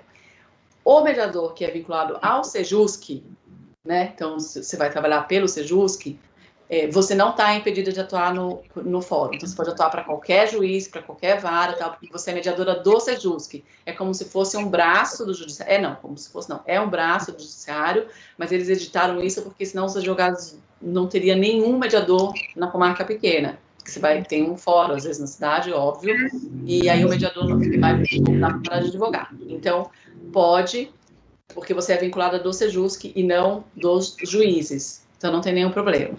Agora, ser advogada da parte atual, o que você pode fazer? Se eu não conseguir o acordo, passa para sua amiga advogada, colega advogada, e aí vocês fazem uma parceria, né? Sim. Fazendo vocês põem cláusulas, né, no contrato, vai primeiro para mediação e depois para advocacia, porque o que diz o Estatuto da Ordem é exatamente isso. Eles estão mudando isso, tá? E depois eu até vou fazer uma pesquisa, porque eu sei que já teve até uma decisão aí, abrangendo o serviço da conciliação, e é uma decisão que eu até falei numa live, não sei se você vai lembrar, do Conselho Federal da OAB, ampliando a mediação e a conciliação como serviço do advogado. Aí não vai dar isso. Mas isso tem o quê? Acho que 3 meses, 5 meses. É bem recente, mas eles estão ampliando, sim. Então, é uma boa notícia, porque não dá esse impedimento. Você até pode fazer, não sei como vai ficar esse artigo da quarentena, mas tem esse parecer do conselho. A ideia, por enquanto, fez a mediação, foi mediadora, não seja advogado, para você não ter problema na OAB, tá? Tá. Aí eu ia te perguntar mais uma coisa, agora eu esqueci. A hora que eu lembrar, eu falo. Pode passar para para Tá. fazer. Mas, assim, conhecer tudo bem, só se você achar que vai interferir no seu julgamento, pode falar. Lembrou? Eu vou questionar as partes, se tudo bem, né? Isso. E tudo mais. Isso deve constar em termo, em ata? Que Sim. foi perguntado, que foi, isso deve constar. Deve, sabe por quê? É uma segurança sua. Sim. Porque se o cara vai lá e não cumpre o acordo, que assim, o índice de cumprimento de acordo é muito alto, mas pode acontecer. E aí ele vai falar assim, olha, acontece que a mediadora, ela era amiga da parte contrária. E aí você não tem como desfazer. Agora, se você colocar na ata, eu conheço, mas isso foi avisado às partes e não compromete o meu julgamento, não compromete o meu trabalho aqui. E aí você está super protegida, porque você avisou e elas concordaram. Porque como é voluntário, tudo que as partes concordam, tá ok. Uhum. Né? Então, se constar na ata, você está super segura. É importante? Porque é uma segurança para você. Então, eu avisei que conhecia, as partes concordaram. E as partes concordaram. E você pode até complementar. Isso não interfere em nada no meu trabalho aqui com elas. Tá bem.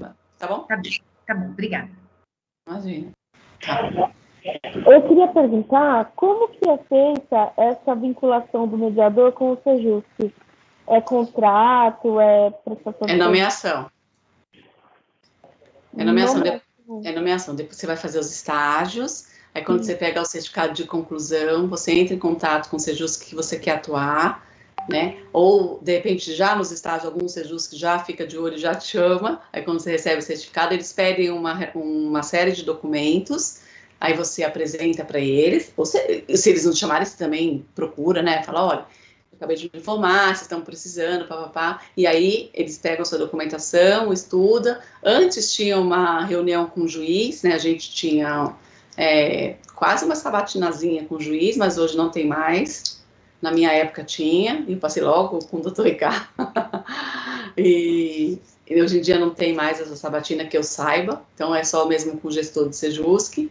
E aí você fica nomeada, e você escolhe o dia da semana que você quer trabalhar, sei lá, toda terça-feira, das 13 às 17, às 19, e aí toda terça-feira você dá plantão lá, assim que você fica. E você é mediador ou a cada 15 dias, ou uma vez por mês, tá?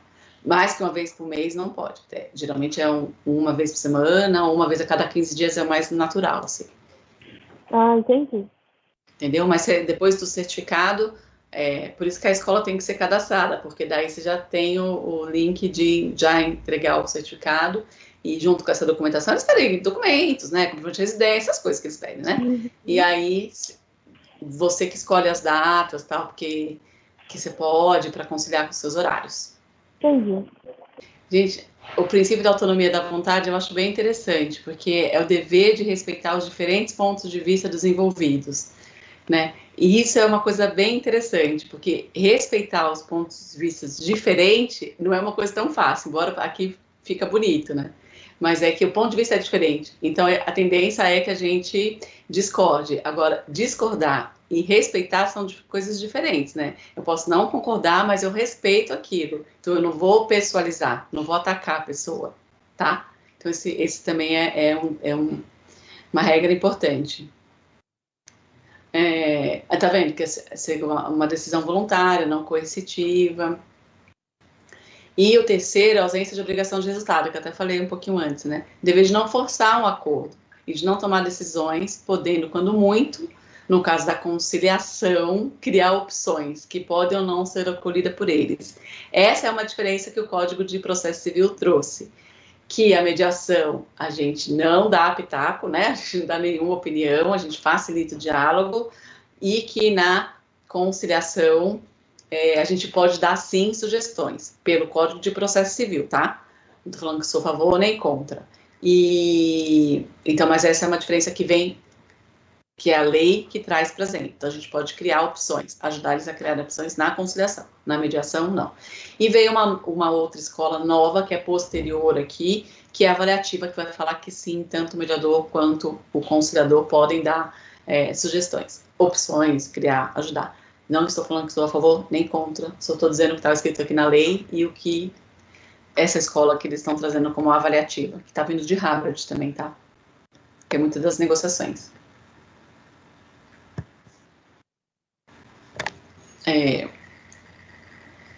Ainda continuando, desvinculação da profissão de origem. É dever de esclarecer aos envolvidos que atua desvinculado da sua profissão de origem, informando que, caso seja necessária orientação ou aconselhamento afetos a qualquer área do conhecimento, poderá ser convocado para a sessão profissional respectiva. Ou seja, está com dificuldade na área jurídica, a gente convoca um advogado.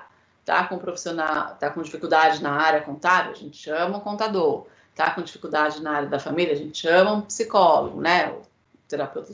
E a ideia é agregar e que essas pessoas responsáveis pelas suas áreas de conhecimento atuem, não nós mediadores. A gente atua como mediador, tá? Então a ideia é essa. A gente pode convocar, tem até eu não sei se vocês já ouviram falar de uma advocacia colaborativa, que é o advogado que trabalha com diversos profissionais de forma colaborativa. E no termo dele, da advocacia, ele coloca que ele está proibido de ser um advogado representativo de ação judicial, ou seja, vai ser de ação judicial na forma bélica, falando, né? Ele pode homologar, enfim, representar, mas tudo de uma forma consensual junto com outros profissionais. Tem muitas pessoas que estão adotando isso porque é excelente. Então, se eu estou e principalmente quem tem condições, claro, né, financeira, porque você vai contratar um advogado, um psicólogo, uma pessoa da área contábil, uma pessoa da área... Porque, por exemplo, a pessoa é casada há muitos anos com um cara bem rico. Ela nunca mexeu na área financeira e ela ficou responsável pelaquela área financeira. O que acontece? É chamada uma pessoa que vai esclarecer como é que atua, como é que pode ser feito a partilha de bens para que ela não tenha prejuízo, né? Uma pessoa especialista em cálculo, como é que deve se proceder com relação às crianças sofrerem o menos possível, com a ajuda de um psicólogo, se ela for virar diretora dessa empresa, ocupar algum cargo, como é que ela vai fazer aquilo, tudo de forma consensual, mas o advogado não pode representar depois essa pessoa contra a outra pessoa, ele está proibido pelo próprio contratinho. Eu só queria perguntar, como se tratava do interesse do menor, da filha a menor naquela fase, se você poderia deixar de fazer de homologar o acordo? Então, não sou eu que homologo, né? É o juiz. Não, é o juiz, no caso. Se você poderia não fazer o acordo. A gente pode não fazer um acordo, se a gente não acha que aquele acordo tá violando algum princípio, se a gente acha que aquele acordo tá violando o princípio ético, tá indo contra alguma regra de conduta e tal, que não era o caso. Ela estava assessorada por uma advogada da defensoria, o outro estava assessorado por um advogado também, então não era o caso de eu, a mediadora, e pelo que eu interpreto como certo ou que eu interpreto como errado, falar que eu não vou fazer, porque eu não trago as minhas opiniões. O que eu tentei era alertar de que aquilo poderia não ser tão interessante pelo jeito que a advogada estava conduzindo, mas não sou eu e não somos nós, mediadores, que vamos colocar as nossas opiniões em nenhum caso, né? Não estava indo contra a lei, elas estão amparadas pelos advogados e passa pela homologação, passa pela intervenção do Ministério Público. O Ministério Público, antes da homologação, vai falar e provavelmente ele vai dar, porque ela é um direito dela entregar a guarda para o pai, não tem nenhum problema, e pedir as visitas lá no CEVAT. Eu só não coloquei que ela ia pedir posterior ao laudo, que ela já podia pedir quando saísse o laudo, só isso. Mas ela pode pedir, né? Então não tem nada que seja contrário. Provavelmente vai passar pelo MP tranquilamente e pelo juiz também. Então não é as nossas opiniões, assim, que a gente que está acompanhando, vê que talvez ela tenha sido prejudicada. Mas vai saber também, né, se para ela não estava sendo né? bom. Vai saber também se ela com 4 filhos em casa. Essa é a questão, a gente não pode julgar pelas nossas opiniões. Era nítido, assim, que a advogada estava totalmente perdida no processo. E que pode ser que não tenha sido tão justo, mas estava com assessoria jurídica. E uma assessoria jurídica de uma advogada confiável, né? Que foi nomeada, enfim. Tem que a gente fazer. E também não é a responsabilidade nossa da homologação, a gente faz a mediação, tá? É só a mediação, desculpa, eu perguntei errado. É a mediação, não a homologação. Vai passar pelo juiz de direito, e se ele achar que, por exemplo, é ilegal, ele também não vai homologar, que ele não pode, né? Ah, tá, então antes de homologar, aí o juiz avalia? É Ele não isso? vai avaliar, não, porque a gente Não? está. Não, ele não tem esse critério de avaliação, porque a gente está preparado para fazer a sessão e fazer o termo e fazer a homologação. A única coisa que não pode foi ilegal, que não era o caso, não tinha nada de legal. Aliás, estava super legal, né? Estava com 2 advogados, bem, né? Assessorado. Advogados concursados, advogados, enfim. Então, ela estava super assessorada. O acordo não estava ilegal. É um direito disponível ela dar a guarda para o pai? É, já fiz diversos acordos onde a mãe prefere que o filho fique com o pai. Diversos. E outros que o pai, a maioria, fica com a mãe. Mas tem vários casos que o pai é que fica com a guarda. Por diversos motivos. A mãe viaja, muda de país, e aí por uma opção de trabalho, e fica aqui. Então não tem nenhuma coisa que impeça. E ela foi esclarecida também, né? Então estava tudo de legal, não tinha nada, podia ser perfeitamente homologado. O juiz só vai, o juiz não interfere, ele não tem esse critério de analisar. Não é nem função dele, é função dele só se ele vê alguma coisa que é ilegal, né? Aí ele não vai, óbvio, ele não pode homologar por questões, né, jurídicas e do nosso ordenamento jurídico. Mas se não, ele passa, mas de qualquer forma passa para ele homologar. Mas ele não aprecia não, tá? A gente está capacitado para... E passa também pelo Ministério Público. E a ideia é exatamente isso, né? Que não tenha esse trabalho. Tá bom. Um retrabalho, né? Tá bom, obrigada.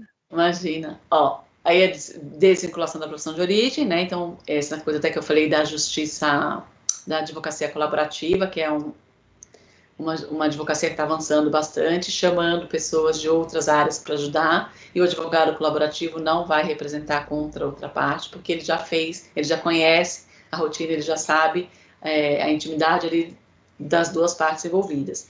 E, então, ele por contrato mesmo, ele não aciona uma demanda, mas ele assessora juridicamente, ele chama os profissionais para atuarem em conjunto, em colaboração. Por isso que é a advocacia colaborativa. E está ganhando bastante corpo, isso já está muito sendo utilizada fora do país. Quem trouxe foi uma pessoa que vivenciou muito isso nos Estados Unidos, e trouxe para cá, desenvolveu aqui e está dando bastante certo. O teste de realidade. Dever de assegurar que os envolvidos, ao chegarem a um acordo, compreenderam perfeitamente suas disposições, que devem ser exequíveis, né? Devem ser, a gente pode poder executar, cobrar, né, aquilo que está lá escrito, gerando comprometimento com o seu cumprimento, né? Então a pessoa tem que se comprometer a cumprir aquilo. Isso é bem importante. Eu fiz uma que foi privada, assim, e a pessoa falou, não, eu quero que tenha uma cláusula falando que a pessoa se compromete a cumprir. Eu falei, a ideia é que ela fez, mas não tem nenhum problema de colocar, até porque está aqui, né? E às vezes a gente faz teste de realidade porque na mente das pessoas, na ideia das pessoas, é muito fácil de realizar. Só que no caso concreto não é tão fácil assim. Teste de realidade, geralmente, a gente faz exceção pela resolução, obrigatoriamente, a gente faz em sessão individual, tá? Não seja que às vezes, como não dá tempo, a gente às vezes acaba fazendo lá. Mas é o teste de realidade, por quê? Porque a gente vai falar, escuta, isso aqui, você tem certeza que vai dar certo? Para quem está escutando do outro lado, parece que você perdeu a sua imparcialidade. E ela fala, tá vendo? Até o mediador tá vendo que isso não vai dar certo. Então, por isso que o teste de realidade, pela resolução aqui, é feita em sessões individuais. Então, você fala, escuta, você quer pagar para a pessoa uma pensão de, sei lá, 5 mil reais por mês e você ganha 7 mil reais. Você acha que você vai ter condições de cumprir isso? Quais são as suas obrigações de pagar? Você tem plano de saúde, você tem carro, prestação de casa, o quê? Porque também você não pode perder o emprego, né? Não pode passar fome para pagar tudo de pensão.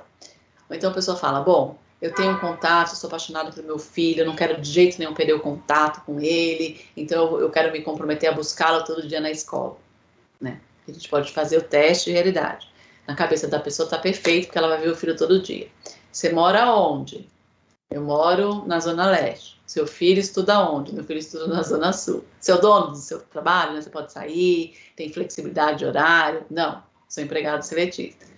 Como é que vai ser essa dinâmica de você todo dia buscar ele às 6, se você sai às 18, um é na Zona Leste, em São Paulo, a gente sabe que não vai chegar, né? Ou você vai chegar às 9 da noite, todo dia a criança vai ficar sozinha na escola. Então, por mais que seja lindo, que a aproximação do pai e ver, não casa na vida real. Então, é trazer da mente para a realidade aquilo, né? É materializar uma coisa que está no nosso pensamento que pode, na minha cabeça, na cabeça da pessoa, dar certo. Mas quando a gente começa a trazer as questões disso, tem como realizar isso? O teste de realidade é bem importante, porque tem coisas que, às vezes, o marido, a esposa, quer muito se livrar, né, do outro no casamento, ela fala, cara, eu dou tudo. Então, ela quer dar todo o patrimônio, Então, a gente chama no teste de realidade, fala, escuta, isso aqui, tal, é direito do seu filho, mesmo que seja indisponível, vamos conversar, quanto é que você gasta com isso? E aí, isso a gente vai fazendo teste de realidade. Às vezes a pessoa, ou ao contrário, né? A gente pega o cara, tem condições de pagar e oferece R$500, né? Oferece meio salário mínimo lá, 600 e poucos reais. E aí você fala, escuta, se você é um excelente pai, como você disse que é, o que a gente, desde logo, digo, parabenizo, porque de verdade o pai é muito importante na criação do filho, enfim. Mas se você é uma pessoa que diz que se preocupa com a alimentação do seu filho, que gosta de comprar comida, tal. Quanto que ele gasta com isso? Tal. Quanto que ele gasta de escola? Tal. Quanto que ele gasta de condução? Tal. Você quer que ele tenha a mesma vida que ele tem com você para não sentir tanta sua falta, que foi o que você acabou de dizer lá na sessão conjunta? Sim. Então, como é que você acha que esse dinheiro vai dar para ela, para essa criança? Não vai dar.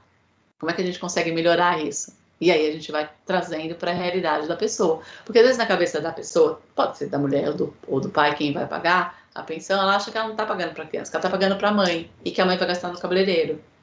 E que isso, e que aquilo. Ou que que a grande maioria, né, 90%, é o pai que vai pagar para a criança. E aí a gente pode, mas se for a mãe que for pagar para a mesma coisa, né? Não tá a mãe que vai gastar, é as despesas com o seu filho ou com a sua filha. Então a gente vai trazendo o teste de realidade, mostrando se aquilo vai se adequar na realidade daquela pessoa. Então é importante? Porque senão não fica exequível.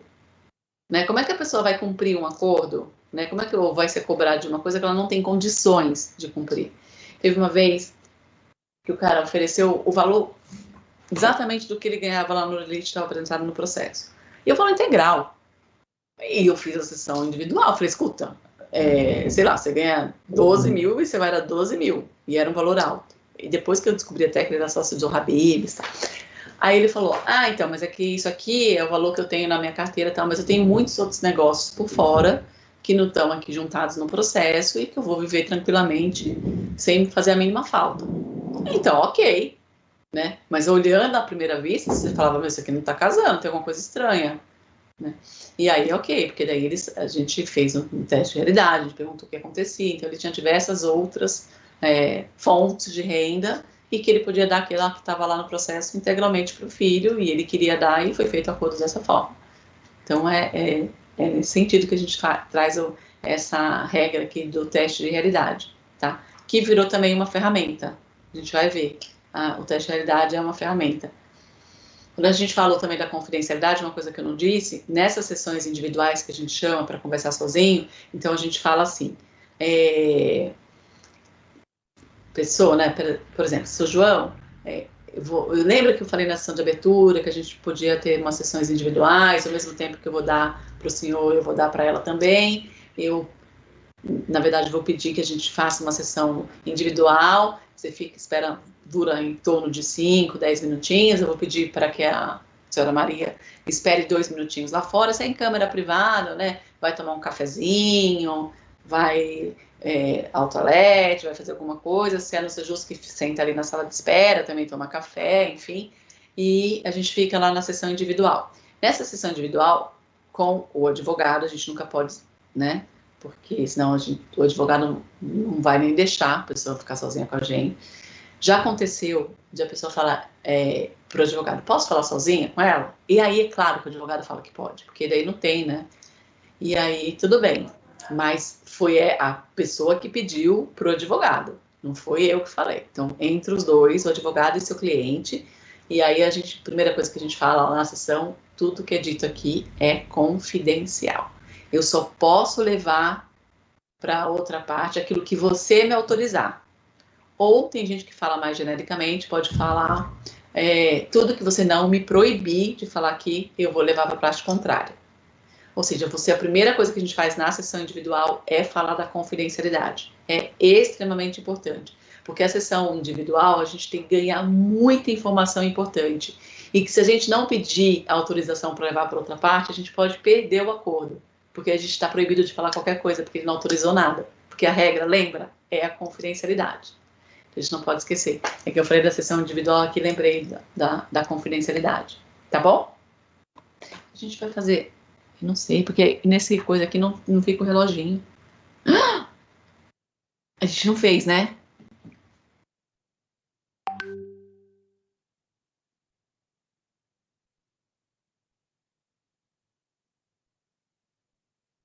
Sim.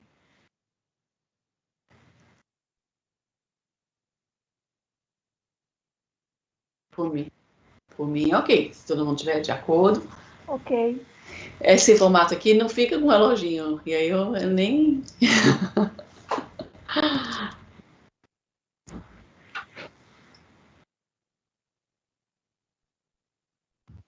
Aham.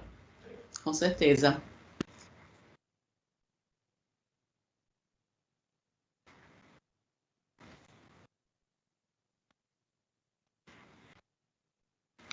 E aí você só me avisa, porque senão eu não vou saber que horas são e vou continuar.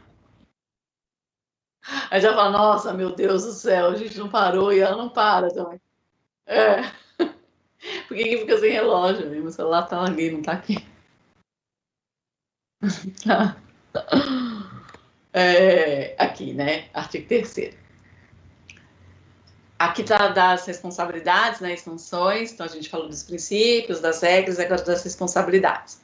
Apenas poderão exercer suas funções perante o judiciário conciliadores e mediadores devidamente capacitados e cadastrados pelos tribunais, aos quais competirá regulamentar o processo de inclusão e exclusão no respectivo cadastro. Então, não é qualquer pessoa que pode atuar, né, como mediador judicial, né? Essa é totalmente diferente. O mediador judicial precisa passar por essa capacitação e se cadastrar no tribunal. E o Sejusc é o órgão operacional que convoca a gente para atuar lá. Tá bom? Então, é capacitado e cadastrado. E é o próprio tribunal que regula, né? Até perguntaram como é que a gente faz parte do Sejusc, né? Foi uma pergunta. Então, enviando a documentação, depois enviando o certificado, eles pedem algumas declarações, enfim. E aí é cadastrado. O cadastro no Tribunal de Justiça, não, quando você já pode cadastrar com o seu certificado, põe em PDF. A questão é que esse cadastro no Tribunal de Justiça, se você não está habilitado no Sejusc, ele cai meio num limbo. Isso aí a Dora vai explicar melhor. Se bem que a Dora não vai dar aula de política pública, que é ela que faz esse cadastro, né? Ela vai dar aula segunda-feira pra gente, mas se quiserem perguntar.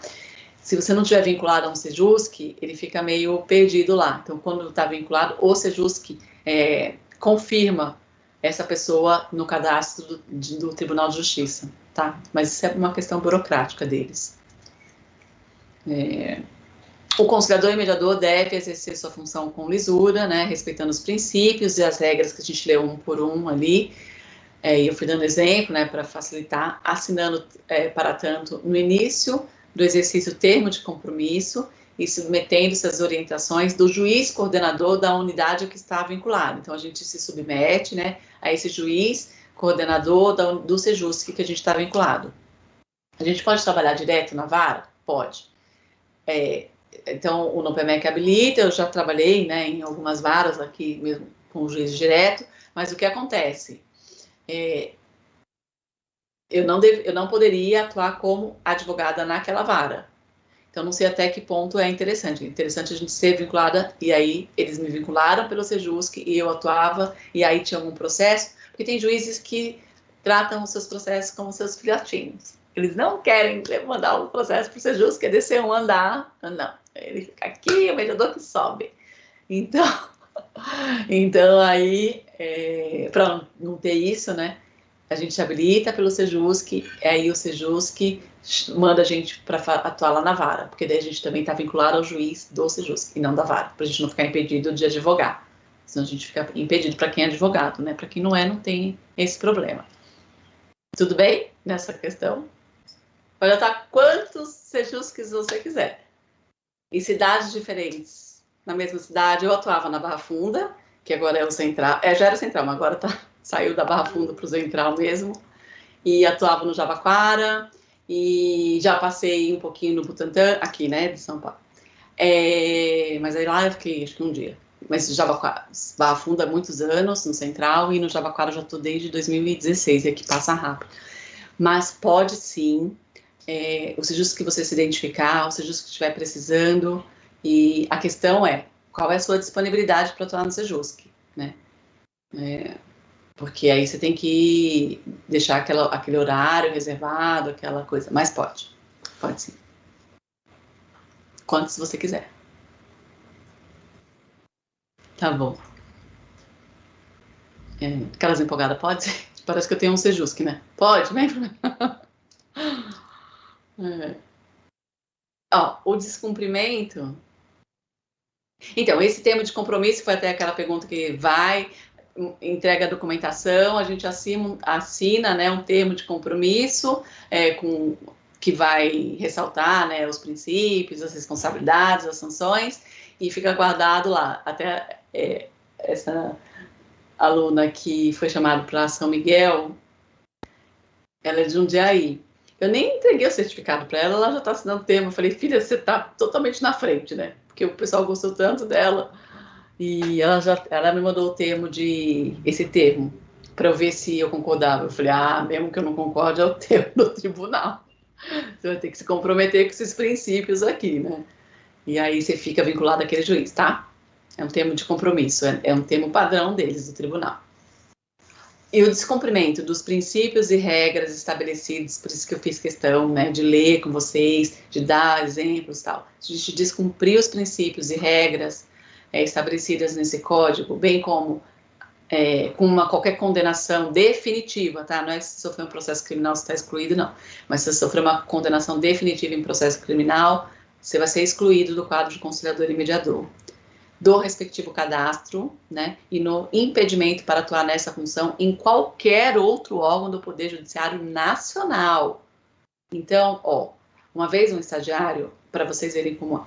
Então, esses princípios aqui, lembra que eu falei? A gente é imparcial, então eu não vou colocar a minha opinião ali. Isso aí, eu colocar a minha opinião, eu estou infringindo. Eu não tenho, eu tenho que ser imparcialidade. É um princípio fundamental.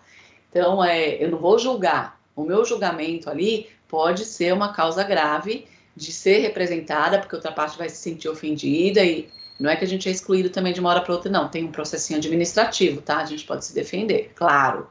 Né? Mas para a gente ver que a gente tem que olhar os princípios que são importantes, né? De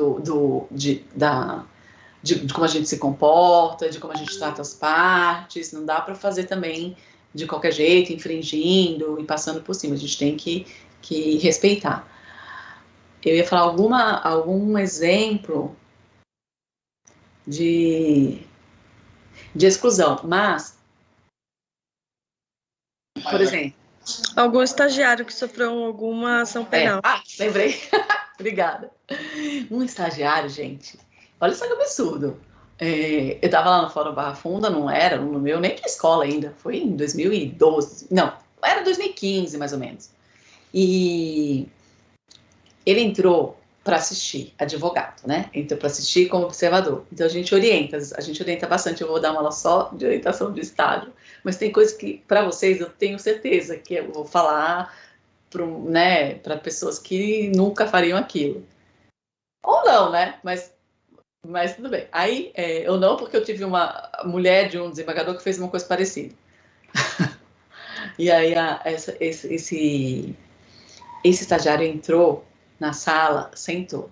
E a gente, por obrigação, tem que perguntar para as pessoas que estão lá, principalmente na área da família, né? A gente fala, olha, tem estagiários, observadores, mediadores de informação, como a Maria Cristina falou, que fica, né, mais bonito, né, de falar. A gente está com mediadores de informação aqui, a gente está com observadores, com estagiários, enfim. E eles estão aqui para observar o meu trabalho enquanto mediadora. Vocês não estão lá para observar as partes, né? O meu trabalho enquanto mediadora. Então, olha, eles estão aqui observando e eles estão aqui para observar o meu trabalho. Tudo bem de eles permanecerem aqui? Os advogados, como todos nós que somos advogados, passamos por fases de estágio e mesmo das outras áreas, sabe que a gente tem que cumprir a regra de estágio. Então, os advogados sempre dão ok, né? E é muito raro, gente, é muito raro mesmo, de verdade, alguém falar que não quer. Mas pode acontecer? Pode. Pode ser que a pessoa seja uma pessoa muito tímida e é na área da família e tem algum segredo e ela não queira que esteja gente observando. E nesse dia aconteceu. O rapaz falou assim, eu falei, né, tal, normal. E aí o advogado falou assim, não, mas eu sou um advogado. Ai, meu Deus, né, você pensa. Vergonha alheia já. Eu sou um advogado e a audiência é pública e, olha, era da família. A gente sabe que é segredo de justiça, tá? Mas beleza. Eu sou um advogado, a audiência é pública e eu não vou sair. A pessoa não tem... Gente, tinha audiência do outro lado, naquela época nem era tão cheio, a bafunda era gigantesca. E aí, eu falei, olha, não sei se a escola que você fez o curso ensinou, né, instruiu, mas assim, as partes têm que concordar com a presença de terceiros, né, ainda mais na área da família. Dele foi super, né, não, eu não vou sair, porque eu não vou sair, e porque isso eu vou ficar aqui, que é meu direito e tal. E ele arrumou um bafafá. Só que assim, ele ia sair ou ele ia sair, né, porque aí ele passou de todos os limites. E segurança é raríssimo, acho que eu nunca chamei, né, assim, mas aí eu chamei né, como fala, pedi ajuda para os universitários, que na época era o Marco Aurélio, o Salvador conhece, que estava na chefia, tá até hoje, e eu fui lá e falei, Marco Aurélio, tô com um probleminha aqui, o estagiário, a parte não quer, né, que tenha observadores, os outros já tinham saído, né, tinham 3 ou 4, e ele estava lá, e ele não quer sair. E eu faço o quê? Porque eu não vou tirar ele da tapa, né? Não vou chamar o segurança, não acho que uma mediação, mas daí ele falou, deixa comigo. Foi lá e falou pro cara, olha, e o cara criou confusão também com ele e tal, eu sei que uma Coreia teve que chamar a segurança para tirar o cara. Tem o mínimo cabimento. E o que aconteceu? Todas as escolas foram oficiadas, porque a gente precisa instruir os estagiários, né? Todas as escolas levaram bronca. A escola que ele estudou levou uma bronca maior, como uma advertência de que isso precisava ser avisado. E ele foi excluído antes de entrar, proibido de atuar como mediador em todo fórum, né? Em todos os fóruns de todos os estados do país. Tem algum cabimento isso? Fala para mim. Não, né? Sendo que se ele sai, ele entra na sala do lado, tendo audiência. Não faz sentido. É a pessoa querer, não sei, se autoafirmar. Mas eu conto isso porque é o cúmulo do absurdo, né? De não ter bom senso. Por isso que eu falei, eu vou contar para vocês, eu sei que vocês jamais fariam, mas... e daí eu até brinquei depois da aula, porque eu dei aula e daí era minha aluna, isso aí não, sei nem... Ela é casada com um desembargador, era muito engraçada, muito festeira, mas não tinha o mínimo perfil para ser mediadora, né? Que o jeito dela era muito engraçado. E aí ela queria assistir a audiência comigo. E aí ela foi para o fórum do Jabaquara e ela sentou na porta, no chão, de onde eu estava. E passou o juiz e falou, olha, eu vou pedir para que você sente ali onde está todo mundo sentado esperando. Quando acabar, aí ela explicou que ela queria... que ela tinha sido minha aluna e que ela queria tal, e o juiz continuou falando que não, e ela já falou que ela era mulher desembargador, e começou a falar alto, e não sei o quê.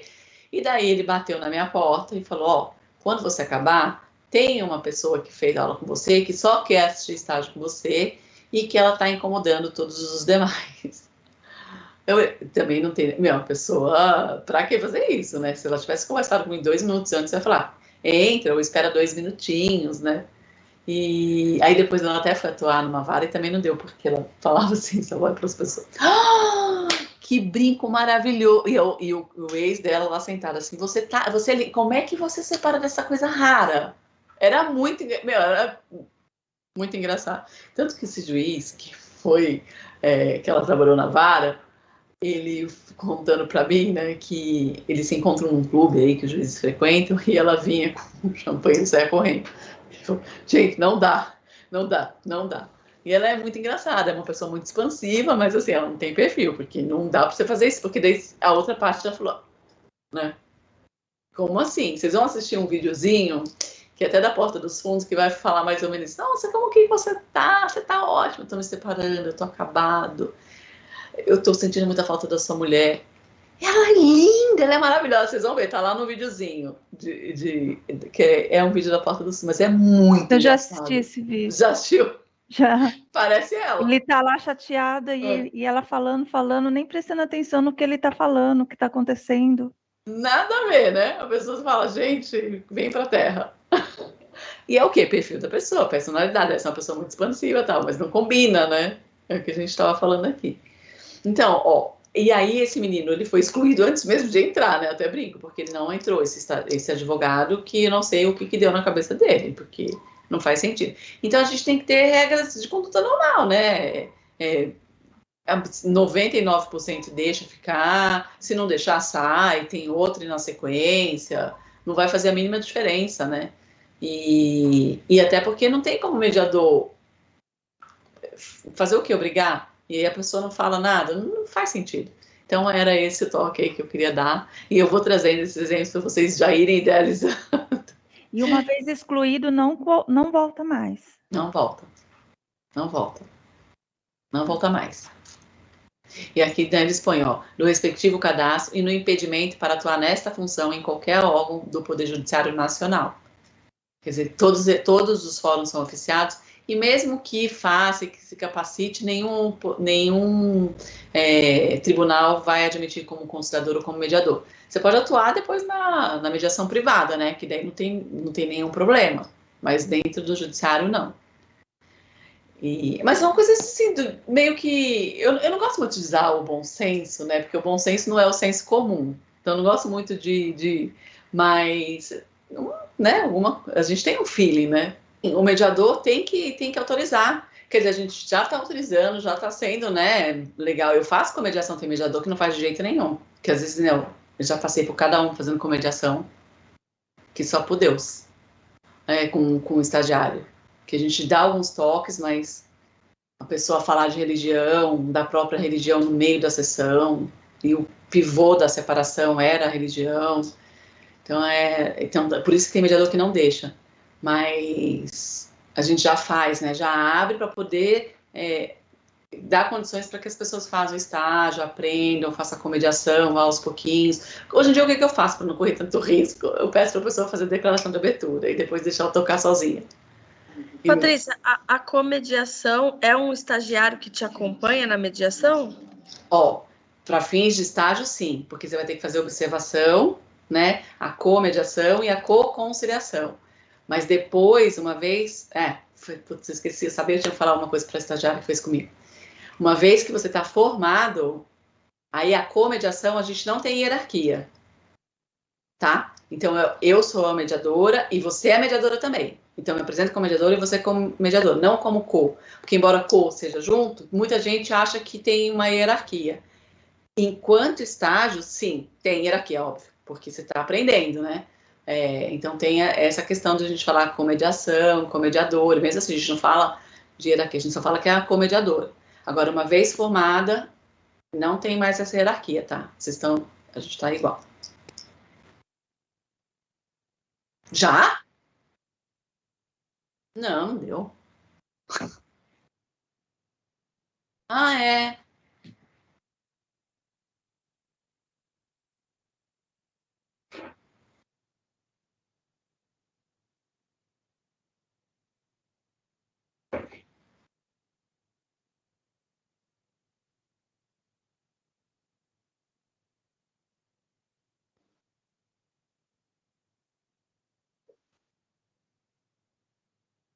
É bem isso.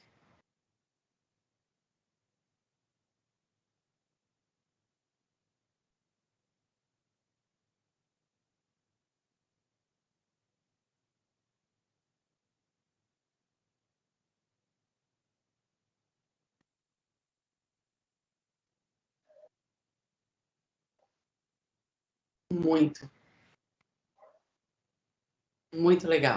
muito legal mesmo. A gente fez uma há pouco tempo, né? Pela OAV de comediação.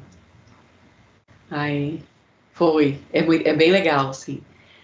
E a gente aprende, né? Porque a gente fica preso no nosso estilo, né? Geralmente, e aí outra pessoa vem com outras ideias, né? Oxigena, a gente aprende muito, é muito legal. Eu aprendi muito. E tem olhares diferentes, né? Não comprando causa machista e feminista nem nada, mas homem e mulher têm olhares diferentes. E pode falar o que quiser. Não estou comprando nenhuma causa, não, mas tem. A gente vai entrar no dilema, então eu terminei aqui. Aí a gente entra já no outro papinho que é o dilema mesmo, na segunda. Não, na segunda, no segundo tempo da aula, porque a Dora que vai começar. Ó, pode ver que eu ia entrar aqui, que é o dilema, lembra que eu falei, mas é de reflexão. Aí a gente já tem as tarefas deles, né, no final de semana.